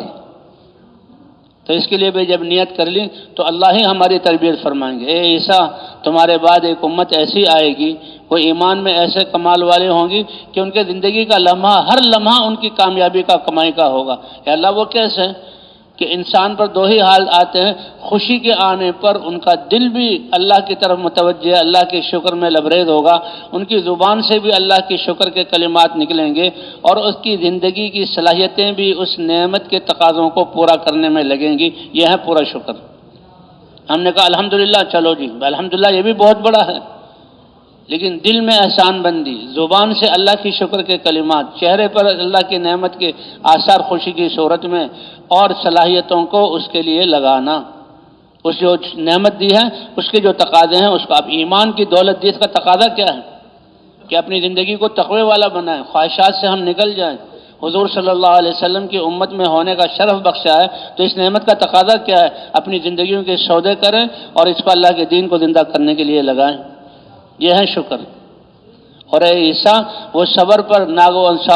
ناگواریوں پر صبر کریں گے، اس لیے اے اللہ کتنی نعمتوں کے دہانے تو نے کھولے اور ہمیں ملے، اور ہم بجائے تیرا شکر ادا کرنے کے اترانے لگے، اور ہم ان نعمتوں ہی میں لگ گئے، عبادات میں کمی آ گئی، تیری یاد میں کمی آ گئی، دین کی محنت میں سستی آ گئی۔ یہ بھی بہت بڑا امتحان ہے کہ دعوت میں لگے، ترقی کر رہے ہیں، اور دنیا کے نقشے دنیا منہ کھول کر آئی تو دنیا میں لگنے، اب کیا کریں جی، یہ دنیا مجھے اجازت نہیں دے رہی، یہ بہت بڑی ناکامی اور نقصان کی دلیل ہے۔ ہم نے تو جو دنیا اللہ دیں اس کو بھی لگانا ہے، اس کو بھی لگانا ہے۔ تو اس لیے بھائی اللہ تعالیٰ نے یہ جو ہمیں نعمت عطا فرمائی کہ وہ ہر ناگواری کے آنے پر صبر کریں گے، اور صبر کرنے پر اللہ کی معیت ساتھ ہوگی۔ اس لیے دعا، اے اللہ جو نعمتیں تو نے دی اپنا شکر کرنے کے لیے دی، لیکن ہم تم شکر نہ کر سکے، ان نعمتوں میں لگ گئے، اے اللہ یہ بہت بڑا نقصان کیا، معاف فرما دے۔ اے اللہ تو نے پریشانی کے حالات بھیجے، بیماری بھیجی، پریشانی بھیجی، تاکہ صبر کر کے تیری معیت کو ہم ساتھ لے لیں، اے اللہ ہم صبر نہ کر سکے، بہت بڑا سرمایہ زندگی کا ادا کیا، اے اللہ معاف فرما۔ اور آئندہ کے لیے ہر نعمت کے ملنے پر جو شکر کی حقیقت ہے شکر کرنے والا بنا، اور اللہ عافیت والی زندگی عطا فرما۔ لیکن ناگواریاں آپ نے امتحان لینا ہے، اے اللہ ناگواریوں پر تیری طرح سے ناگواری سمجھ کر صبر کرنے کی توفیق عطا فرما، نعمتیں بھی بڑھتی رہیں اور اللہ کی معیت بھی ساتھ ہو، تو کیا خوشگوار زندگی ہوگی اس انسان کی جو شکر اور صبر والا ہے۔ اور یہ امت ایسی ہے، حضرت عیسیٰ علیہ السلام کو اللہ تعالیٰ یہ فضیلت ان کی بتلا رہے ہیں، اور کہا اے عیسیٰ ان کے پاس اپنا علم اور حلم بھی نہیں ہوگا، اے اللہ اپنا علم اور حلم بھی نہیں ہوگا، پھر وہ کہا ان کے اپنے علم میں سے میں ان کو علم عطا کروں گا، اور اپنے حلم میں سے میں ان کو حلم عطا کروں گا۔ کتنی بڑی بات ہے۔ اور یہ ذمہ داری جیسے مردوں کی ہے ویسے ہی ذمہ داری عورتوں کی بھی ہے، اور اپنے بچوں کو بھی تقوی والی عبادت والی زندگی پر ان کو لانا ہے، اور دعوت والی محنت کا اس کا ذہن بنانا ہے۔ اسی لیے پیدا ہوتی ہی اذان کہلوائی جاتی ہے، دوسرے کان میں اور وہ اقامت کہلوائی جاتی ہے۔ ماں کے ذمہ ہے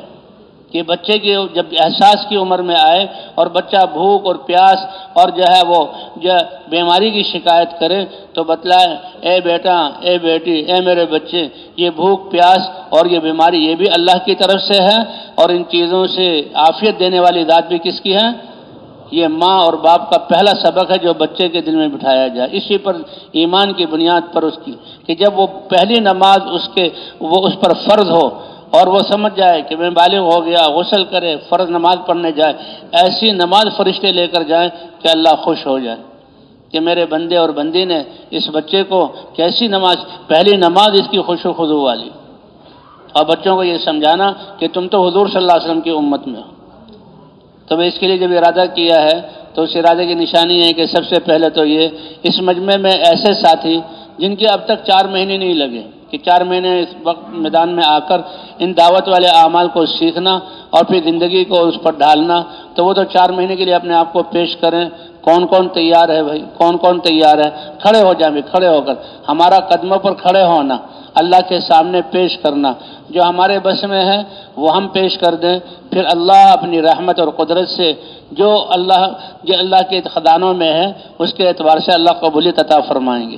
بھائی جو بیٹھے ہوئے ہیں یقیناً ان کے 4 مہینے لگے ہوئے ہیں، کھڑے رہیں گا، تھوڑا سا کھڑے رہیں، تو بھائی ان کے لیے بھی اگلا میدان کہ تہائی حصہ تو کم سے کم صحابہ کا آخری درجہ کہ 4 مہینے تو سالانہ نقل و حرکت میں لگے، اور 8 ماہ اپنے مقام پر یہ حضرات بھی کھڑے ہو جائیں، یہ حضرات بھی کھڑے ہو جائیں۔ اے اللہ ہم تجھ پر ایمان والے ہیں، اے اللہ ہم آپ سے محبت کرنے والے ہیں، اے اللہ ہم تیرے نبی کی امت میں ہیں، اور اس سے بات پر ہمیں فخر ہے کہ آپ نے ان کی امت میں بنایا، آپ نے ہمیں حضور والی محنت دی، آج تک جو محنت نہیں کی اس پر ہم نادم ہیں، اس سے توبہ کرتے ہیں، اور زندگی کا مرحلہ باقی ہے. آئندہ آپ سے عزم کرتے ہیں کہ اے اللہ اس زندگی کی صلاحیتوں کو تیرے نبی کے کام کے لیے اور پوری انسانیت کی رہبری کے لیے لگائیں گے. اے اللہ آپ اپنی شان کے مطابق ہمیں قبول فرما اور ہماری تربیت فرما.